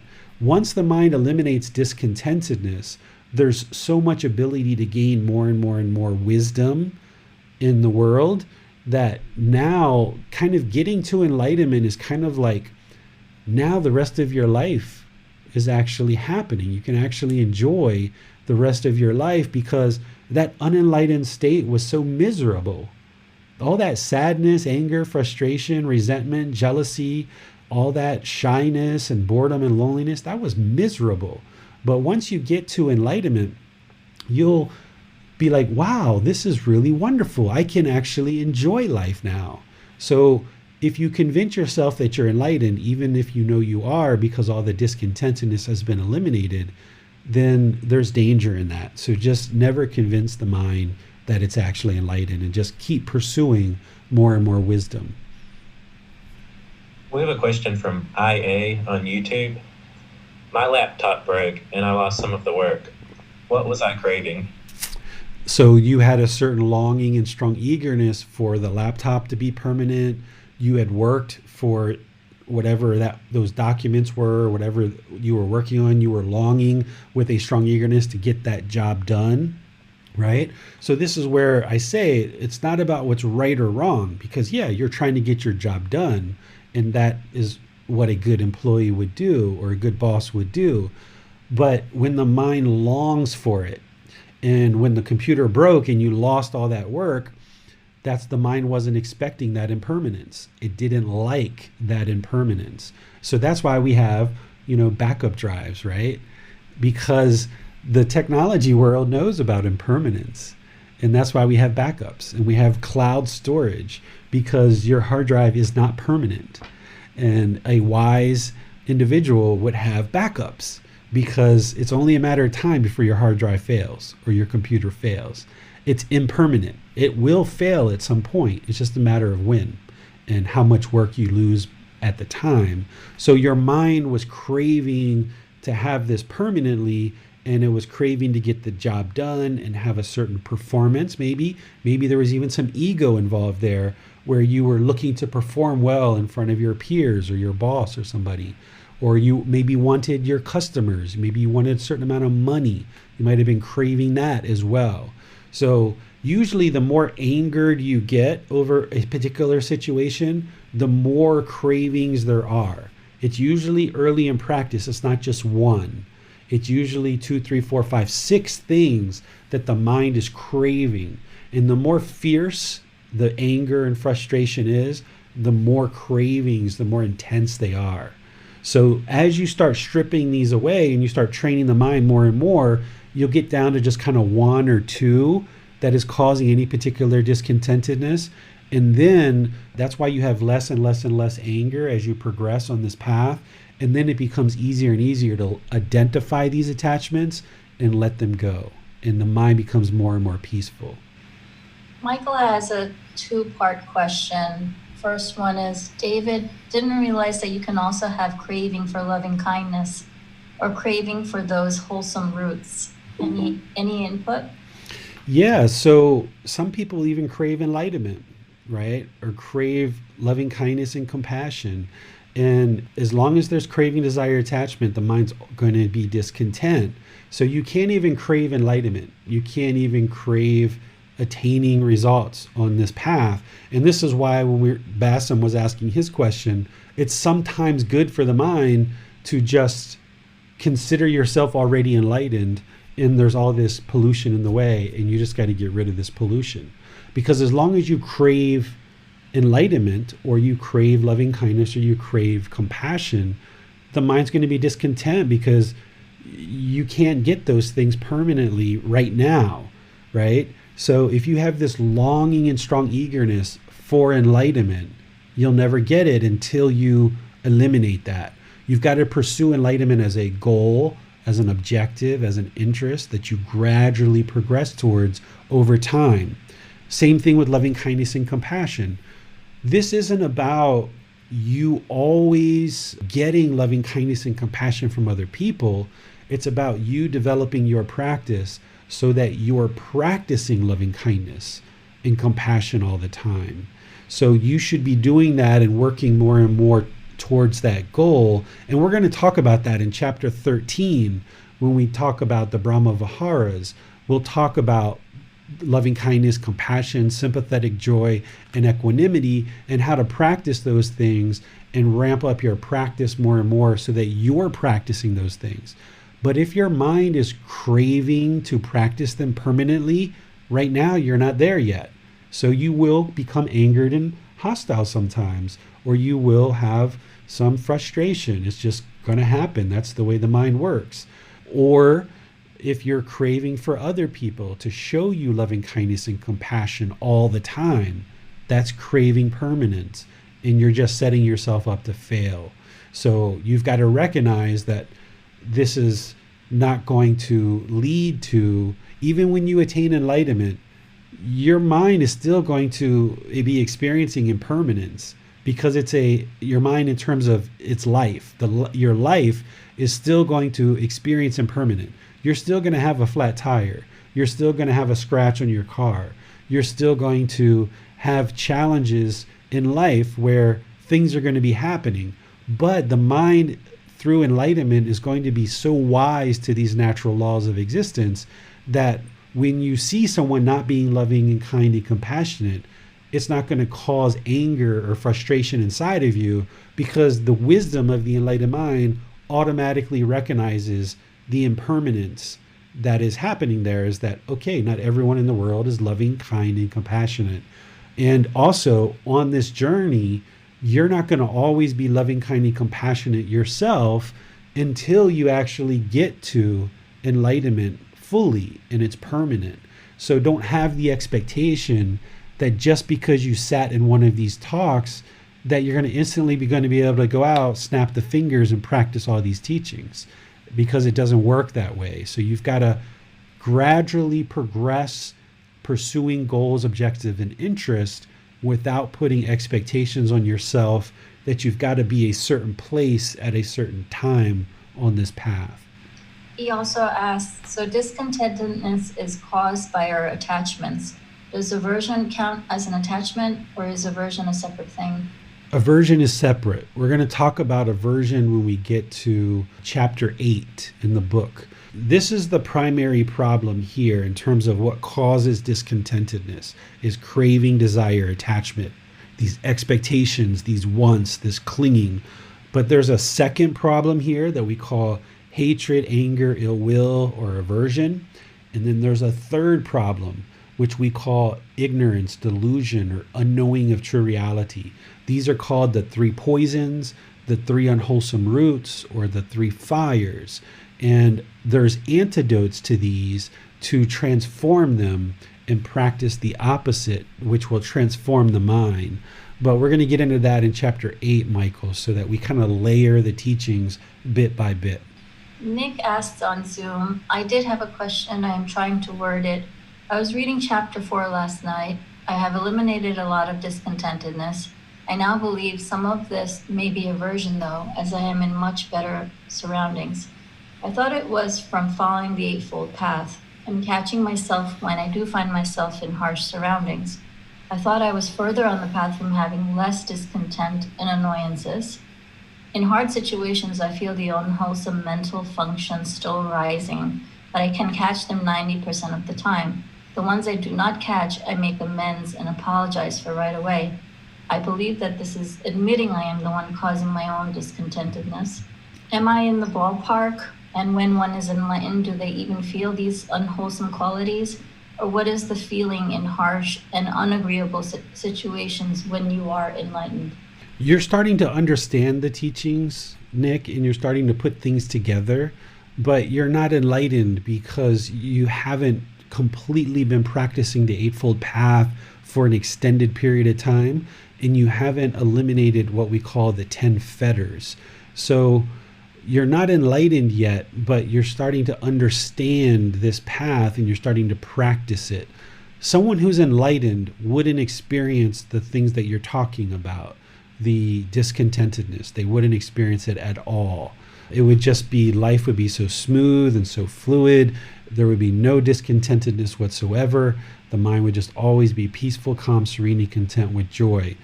Even when you eliminate kind of the outward anger and frustration as you're kind of diminishing these feelings on this path, you will get to a point before you even get to enlightenment where you won't have any outward frustration or irritation, but inwardly there's still going to be this ickiness and this unsettledness inside the mind. So outwardly, other people might not be able to tell you're angry or frustrated, irritated or annoyed, but inwardly there's still going to be this ickiness. And this is just part of that deterioration and that kind of bringing it down. It's almost like you're smothering a fire, right? These 3 fires that we call, or 3 poisons or 3 unwholesome roots, they're blaring, they're big, huge bonfires before you get on this path. And what these teachings are doing through the training is you're kind of smothering this fire more and more and more. And just when you think you've got it smothered and you start focusing on something else, that one flares up again. And now you've got to go over here and you've got to, kind of put all these fires down. And over time, you kind of bring all of this into balance, and the mind gradually awakens more and more and more. So I would say don't try to figure out where you are on the path at this point. There's 2 sides to this. One side, you don't want to be always comparing and trying to figure out, am I enlightened yet? Am I enlightened yet? Am I enlightened yet? Am I at the first stage? Am I at the second stage? Where am I? Am I there yet? Am I there yet? Right? Because that's the craving, desire, attachment. Am I there yet? Am I there yet? Am I there yet? On one side, you're not interested in doing that. But on the other side, you do need to take stock in a personal inventory of the various qualities of mind that you're trying to eliminate and the ones that you're trying to cultivate. So if you know that you're a fairly selfish person, for example, just out of the blue, let's just say you felt like you were a selfish person and you needed to work on generosity. It's really good for the mind to know that, hey, I tend to be somewhat selfish. Let me improve that and be more generous. Or I tend to be angry and have ill will or hatred towards people. Let me practice loving kindness more. And you've got to work with these tools more and more and more. And what this whole path and this whole program is about is sharing all the various problems in the unenlightened mind and then sharing all the solutions that's going to take you to the enlightened mind. And then over the course of many months and years, you're putting all this together, getting rid of these unwholesome qualities and arising these wholesome qualities. And it's just going to take time for all of that to take root and for you to fully be practicing. But what you shared is good, that you're starting to become aware of these things and you're starting to kind of observe them and start to kind of get your mind around it. You're kind of grappling with this, right? You're getting your mind around it.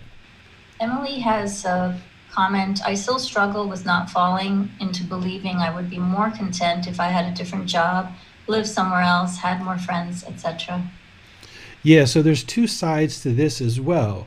On one side, you don't want to have this longing and strong eagerness to make all of these things, and I've got to have this new job in order for me to be content.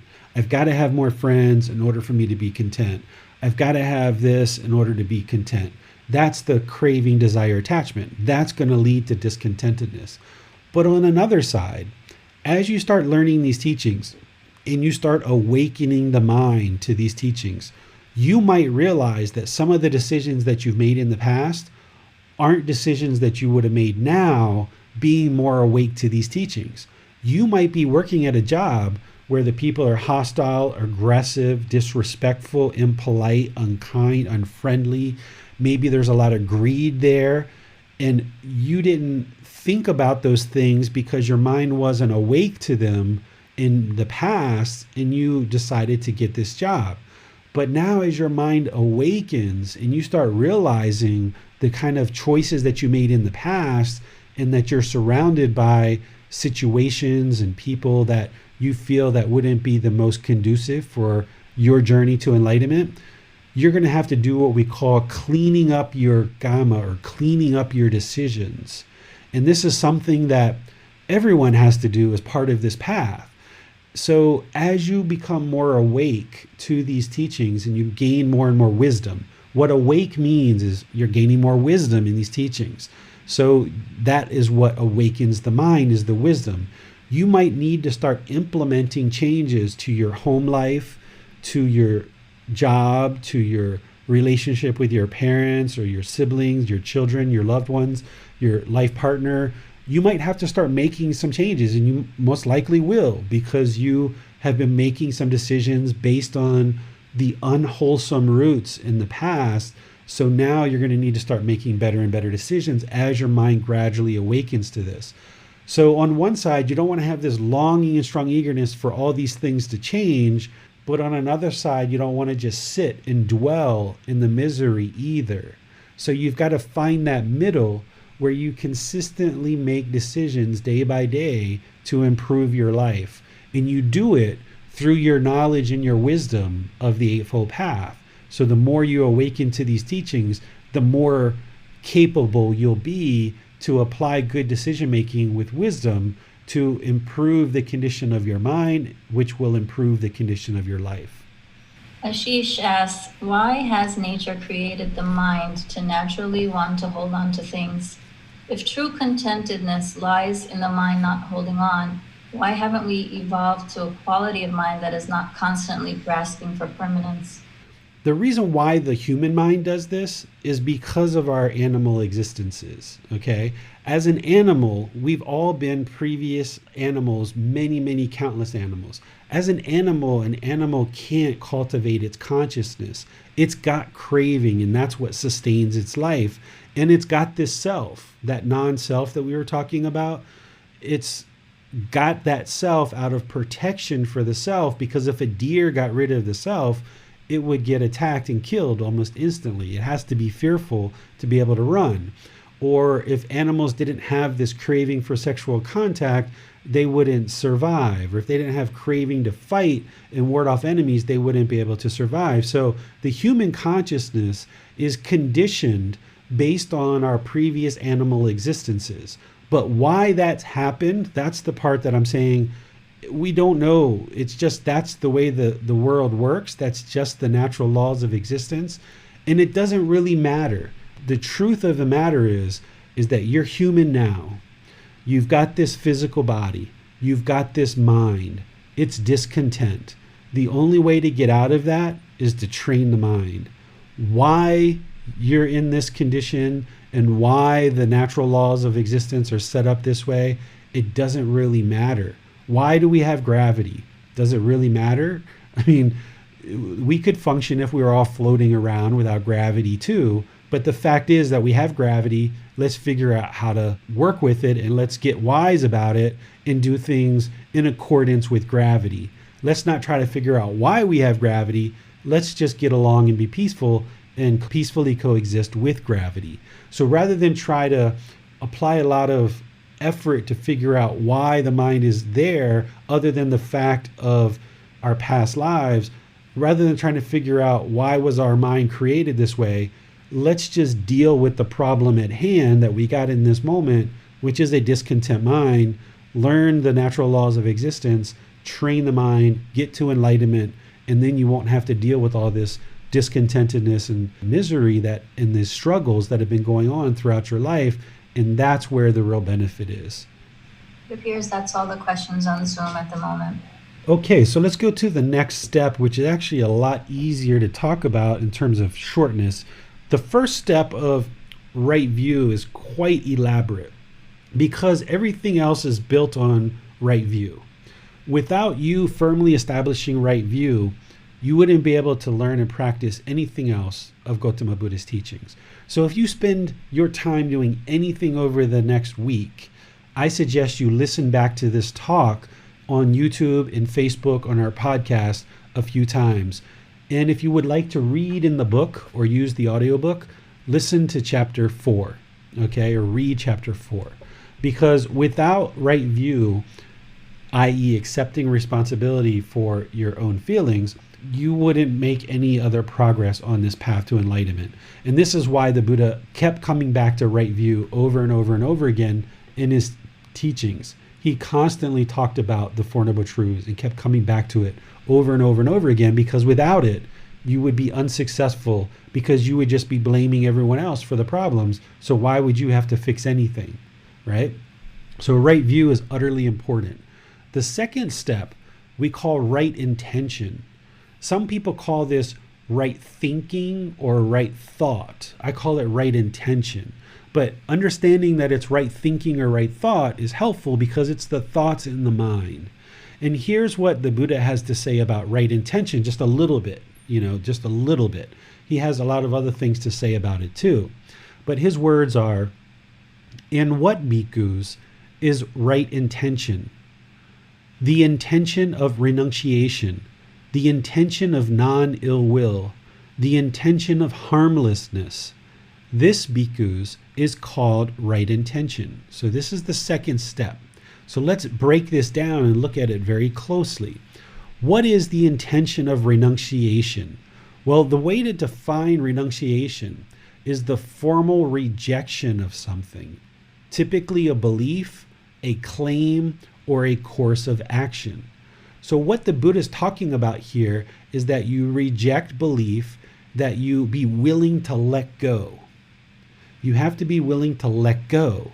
If your mind wants to hold on to everything and you're not having the intention of letting go, because that's the whole problem he talks about in right view, is that the mind's holding on. So as he moves into right intention, the first component of right intention is training the mind to be willing to let go. Let go of beliefs. Let go of these false truths. Let go of this conditioning that's in the mind. Let go of substances that cause heedlessness. Let go of lying. Let go of sexual misconduct. Let go of stealing. There's a lot of things, and we're going to get to why we need to let go of those things and how they cause problems in our life. Not as rules, not as commandments, but how it relates to the condition of the mind. So this intention of renunciation is to have the intention of letting go. That's the first component of right intention. The second component is the intention of non-ill will. Ill will is animosity or bitterness. So you have to have the intention or the thought or the thinking, I'm not interested in having this ill will, this animosity, this bitterness, this anger, right? You need to be willing to let that go. That hatred, that anger, that frustration, that bitterness. You need to have the thought or the thinking of non-ill will, that you're not interested in having animosity or bitterness towards others. And then the third piece here is the intention of harmlessness. Harmlessness is not causing harm or being incapable of causing harm. Right now, if you're not on this path and you're not enlightened, which you probably aren't or you wouldn't be learning with me, is that you are causing harm in the world. Even though in your mind you might feel that you're the most loving, the most kind, you try your very best to be polite and friendly and respectful, there are harms that you're causing because you don't quite understand what you don't understand. The mind has this unknowing of true reality. It doesn't understand the harms that it's causing in the world. And because the mind isn't wise to this, it doesn't have the wisdom, you're causing harm and putting harm into the world. So therefore harm is coming back to you. This is the natural law of Gotama, cause and effect, action, result, essentially the results of your decisions.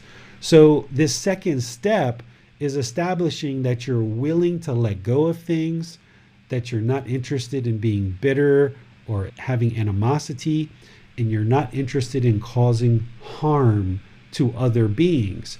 Because the more that you learn about the Buddha's teachings, what they all boil down to is not causing harm to others. Because if you cause harm to others, harm is going to come to you. This is the natural law of Gotama. If you talk aggressive and harsh and vindictive to people, then they're going to speak that way to you because you're doing it to them. Or if you gossip and you lie and you slander people, that's what's going to happen to you. If you go around hitting people and bullying people and fighting with people, then that's what's going to happen to you. This is a natural law, the natural law of Gotama. And we're going to go into this in a lot of detail in chapter 9 of the book. But this whole eightfold path that we're going to be covering in these teachings, the core teachings of the Buddha, are all centered around explaining the type of harms that we cause in the world. And by causing harm in the world, these harms are going to come back to us. So what the Eightfold Path is about is giving you the wisdom of how to now practice, how to apply good decision making in your daily life through your life practice so that you're no longer causing harm in the world. And by you no longer causing harm to others, over time, gradually, harm won't come back to you. And this is the gradual training and gradual progress of learning these teachings gradually, intellectually, reflecting on them and practicing them in daily life. And the more that you do that with all the people around you, more and more you will clean up all the bad decisions that you made in the past. So if you've been aggressive and hostile to your children or to your life partner or to your coworkers, okay, that's the way you were in the past. That's in the past. Now, what you're going to be learning on this Eightfold Path is how to clean up your conduct, which is next week. Today is just the wisdom. Next week is about the moral conduct, and then the mental discipline of how to control the mind, your own mind, right? So that it doesn't unravel and react with anger and hostility. But today is all about building the wisdom that the reason why things don't go well for you in your life and the reason why you're having certain challenges and complications is because you're causing harm in the world. So therefore harm is coming back to you. By you having the intention or the thought or the thinking of not being interested to harm, practicing harmlessness, by you setting that intention and then working closer and closer to that goal, you've now got the wisdom that you need to improve your moral conduct and improve your mental discipline, which are the next two classes that we're going to teach over the next 2 weeks. So let me pause here and see what questions you guys have. We have a question from Biplab. He's asking, is the pursuit of nibbana selfishness? I don't think it's selfishness at all, because you're already causing harm in the world. If you're off this path or you're not yet enlightened, you're causing harm. That's selfish, that you are not interested in improving your life, improving your mind, improving your decisions, and you're putting all this harm out in the world. By you focusing on yourself, even though we know there isn't one, but by you focusing on training this mind and you improving your practice over the course of your life, then that's the best thing you can do for yourself. It's the best thing you can do for the people around you and all of humanity, because the more you improve your mind, the less harm you're going to be putting into the world. Selfishness would be to remain complacent or to continue to cause harm in the world and not care that you're causing harm. So by focusing on your own mind, by focusing on training your mind, it's actually the best thing you can do for yourself, those close to you, and all of humanity. We have an anonymous question on Facebook. How can we stop our desire for our mind? Example, if I love something, how can I control it? How can you control the thing you love, or how can you control the mind? Because when we get in, and you can clarify that with James, and if I haven't answered your question by the end, then we can follow up with a follow-up question. But the way the unenlightened mind understands love is actually, it's not love. This is what we're going to explore in chapter 14. The unenlightened mind thinks that what love is I love you, therefore I want to be with you because you make me happy. Right? I love you. You make me happy, and I want to be with you, and I want you to be with me because you make me happy, and I love you. And as long as you meet these conditions in my ever-growing list of expectations, I will continue to love you. As soon as you stop meeting those expectations, I don't love you anymore. That's not love. That's selfish desire. That's craving, desire, attachment. That's expectations. That's I want all these things from you, and as long as you meet these criteria, I'll love you, and I'll say I love you. But when you stop meeting those criteria, I don't love you anymore. That's not love. That's actually craving, desire, attachment. So the unenlightened mind is misunderstanding what love is. It's actually mistaking craving, desire, attachment as love. I want this person in my life, or I want this being in my life, and as long as they do what I need, then I'll continue to love them. As long as they do what I expect, I'll continue to love them. That's craving, desire, attachment.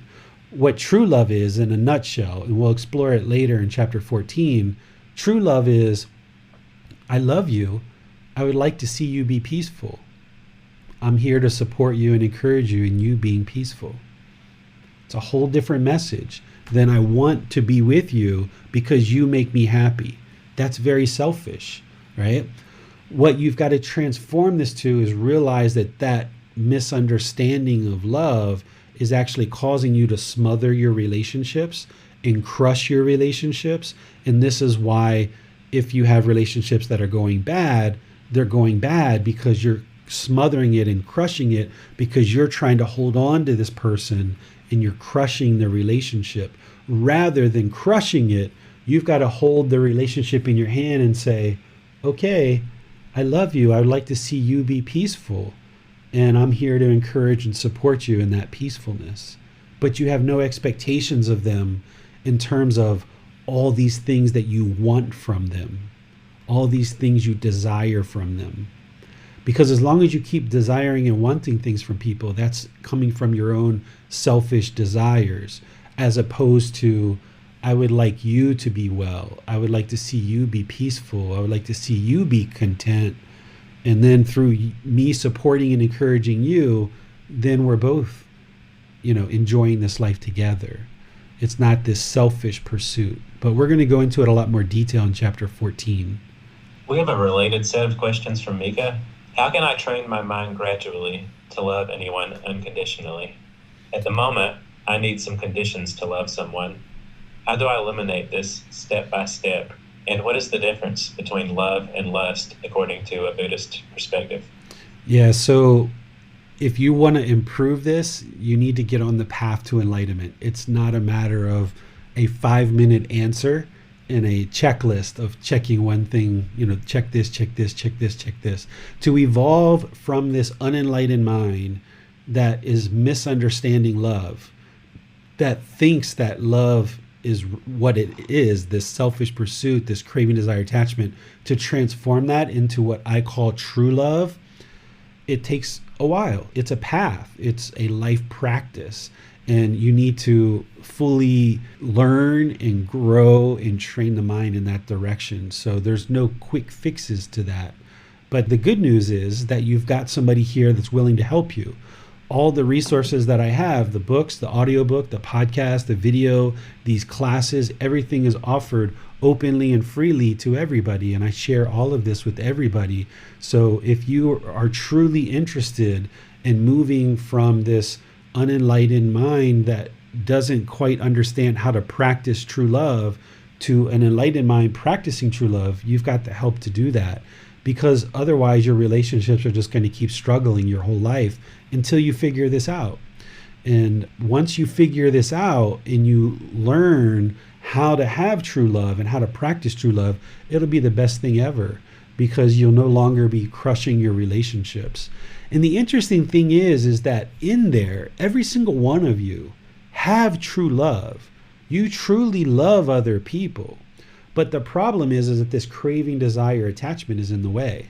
This pollution of the mind, these selfish desires are in the way, and you're making decisions based on what you think is good for the relationship. But when you really pull back the covers and you look underneath of this, there's selfish desires in there. There's these selfish craving, desire, attachments that are tainting your decisions, and it's causing complications in your life. But you truly have love for people. You're not a vindictive, horrible person, so to speak. You've got this love in there, but it's being tainted and misunderstood because of this craving, desire, attachment that's polluting the mind. So it's on this path to enlightenment, learning all the teachings and training the mind, that strips away this craving, desire, attachment. And now the true love can shine through, and the person on the other side can feel it because they feel that true love.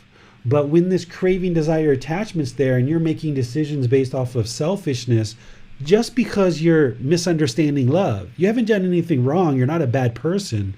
It's just your mind is unwise. You don't have the wisdom that you need to practice this true love. And when you're practicing this craving, desire, attachment that's kind of masquerading as love, the other person can feel that, and you can feel them being selfish too. And that's why there's all these complications in the relationship.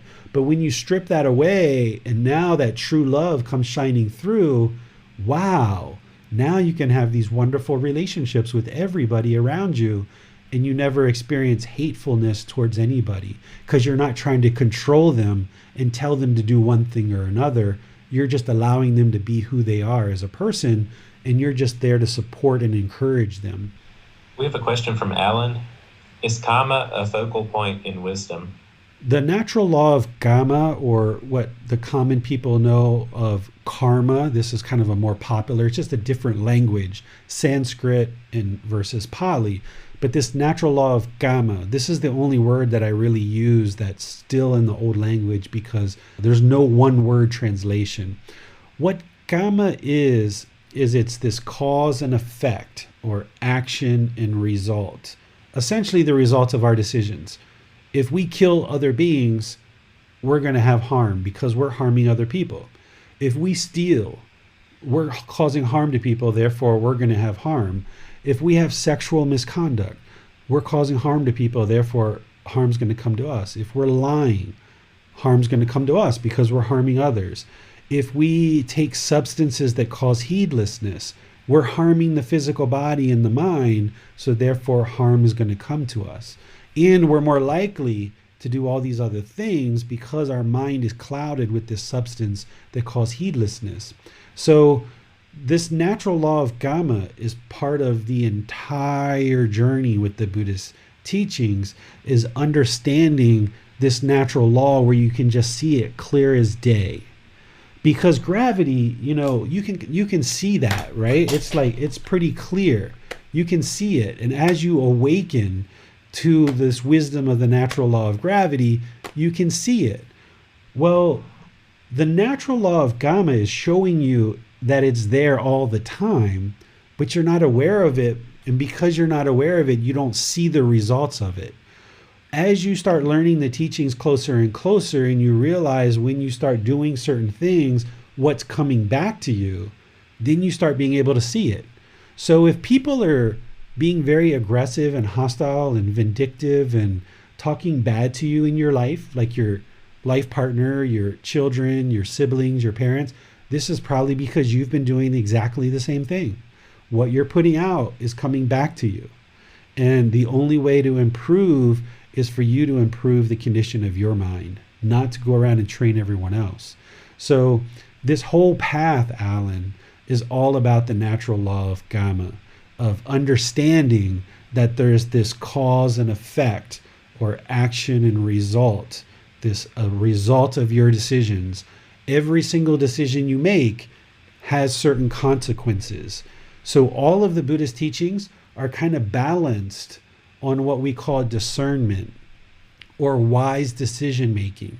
So all of these good, wholesome teachings are kind of balanced on you being able to make good decisions. This is why the Buddha never said, if this happens, do this. If this happens, do this. If this happens, do that. Because you can't get a permanent answer. If my partner cheats on me, do this. If my children do this, do that, right? Like, it's not a rules. What the Buddha is doing is awakening you gradually to the natural law of Gama with this guidance. And as you learn this guidance and the natural law, then you will figure out the best decision. Because there's always 10 million right answers in any one given situation, and there's like a million wrong answers. The more wisdom you have of the natural law of Gama, the wiser decisions you will make. That's discernment, wise decision making.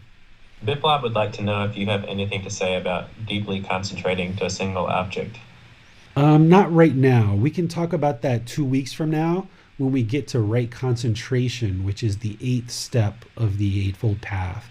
That'll be part of the mental discipline. Thanks, David. Those are all the questions we have from Facebook and YouTube, so we'll shift over to Manal and Zoom. So, question from Michael. David, what if you're communicating with your partner, but they are still being angry and discontented towards you? Do you stand up for yourself, not tolerate it, and walk away? Wanted to know the Buddhist perspective on standing up and not tolerating when people are starting to take advantage of you. This is a beautiful question because of us just talking about non-self. And you heard in that language, right? Like, stand up for yourself, right? That's the whole problem with the self. If the mind thinks there's a self there, which it does in the unenlightened state, then yeah, when someone's angry at you, you're going to want to stand up for yourself because of the self. You want to protect that self.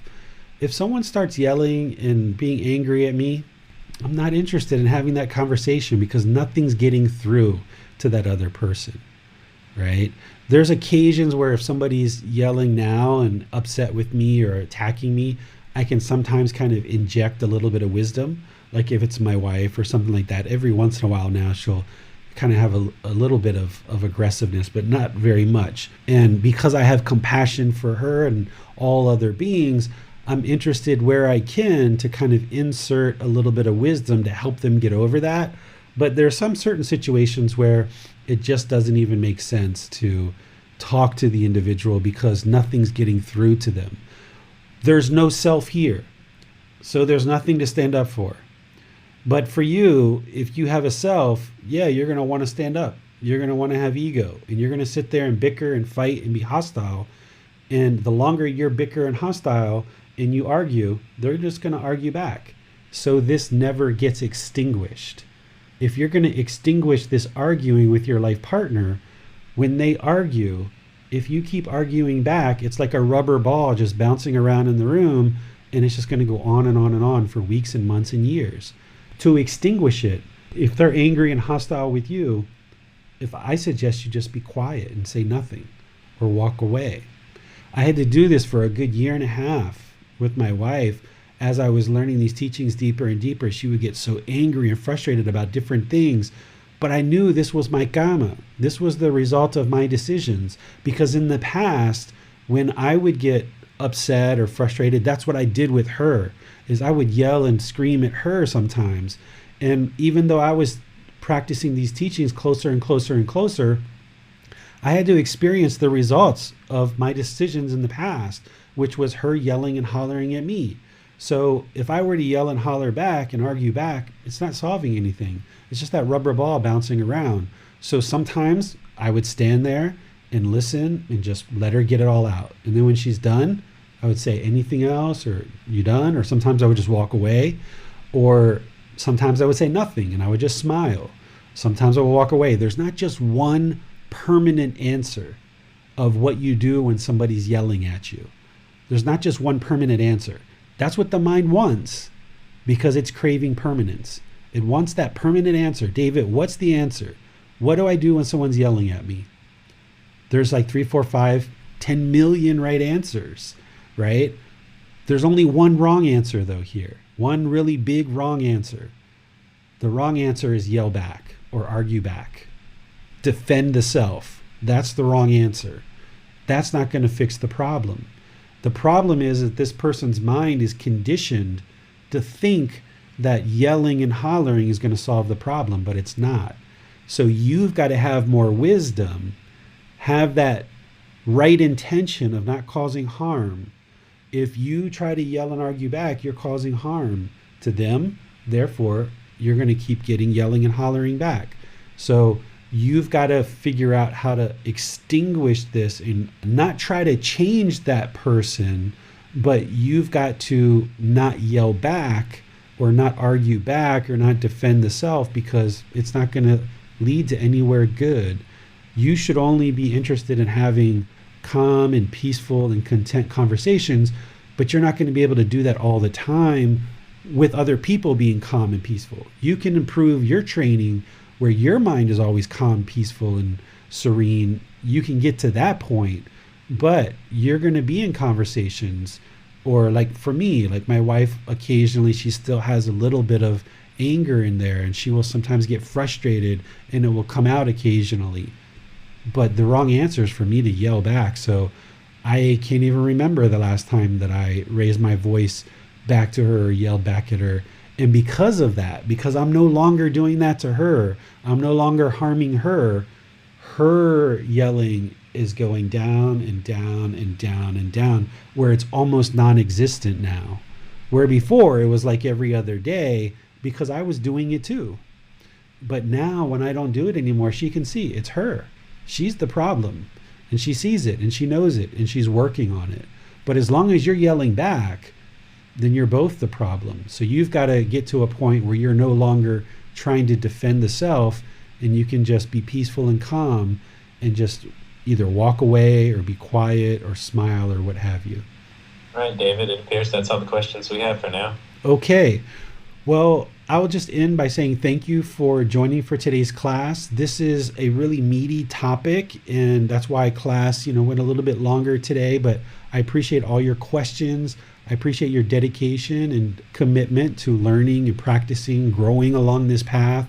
This is the reason why we are taking this slow and progressing by doing just 3 classes solely dedicated to the Eightfold Path, because normally this whole Eightfold Path I talk about in one session.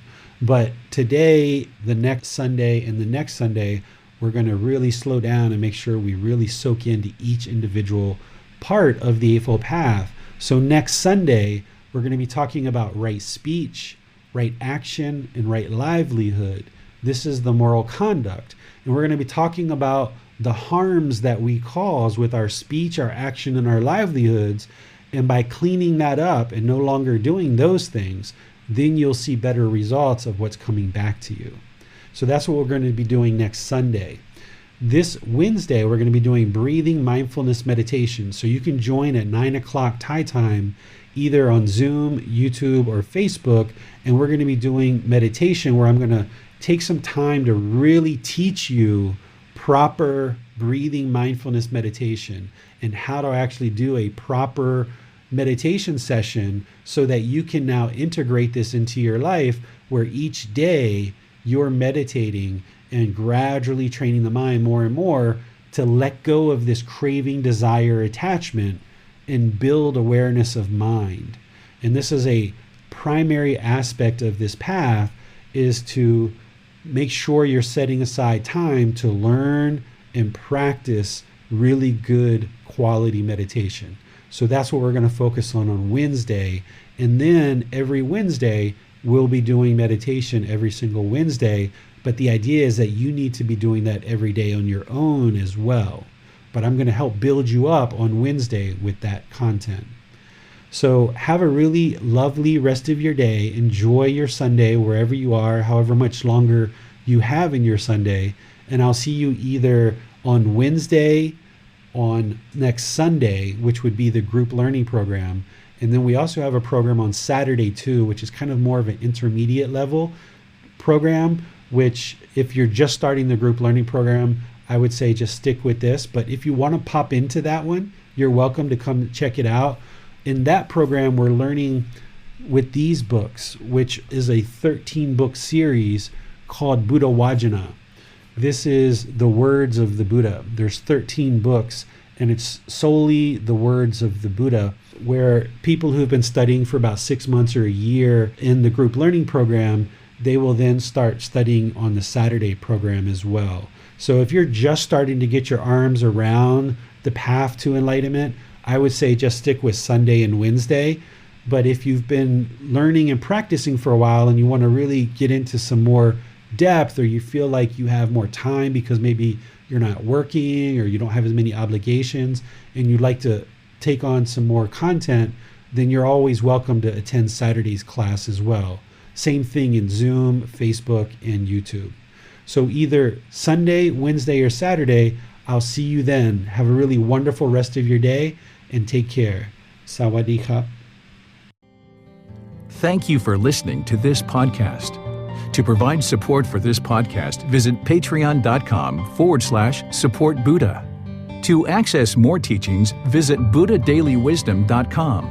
There, you will discover a full range of courses, retreats, and online resources to assist you on the path to enlightenment. Remember to establish a daily, consistent meditation practice, along with learning and practicing these teachings. A well-developed meditation practice is the foundation in which to train the mind to attain enlightenment.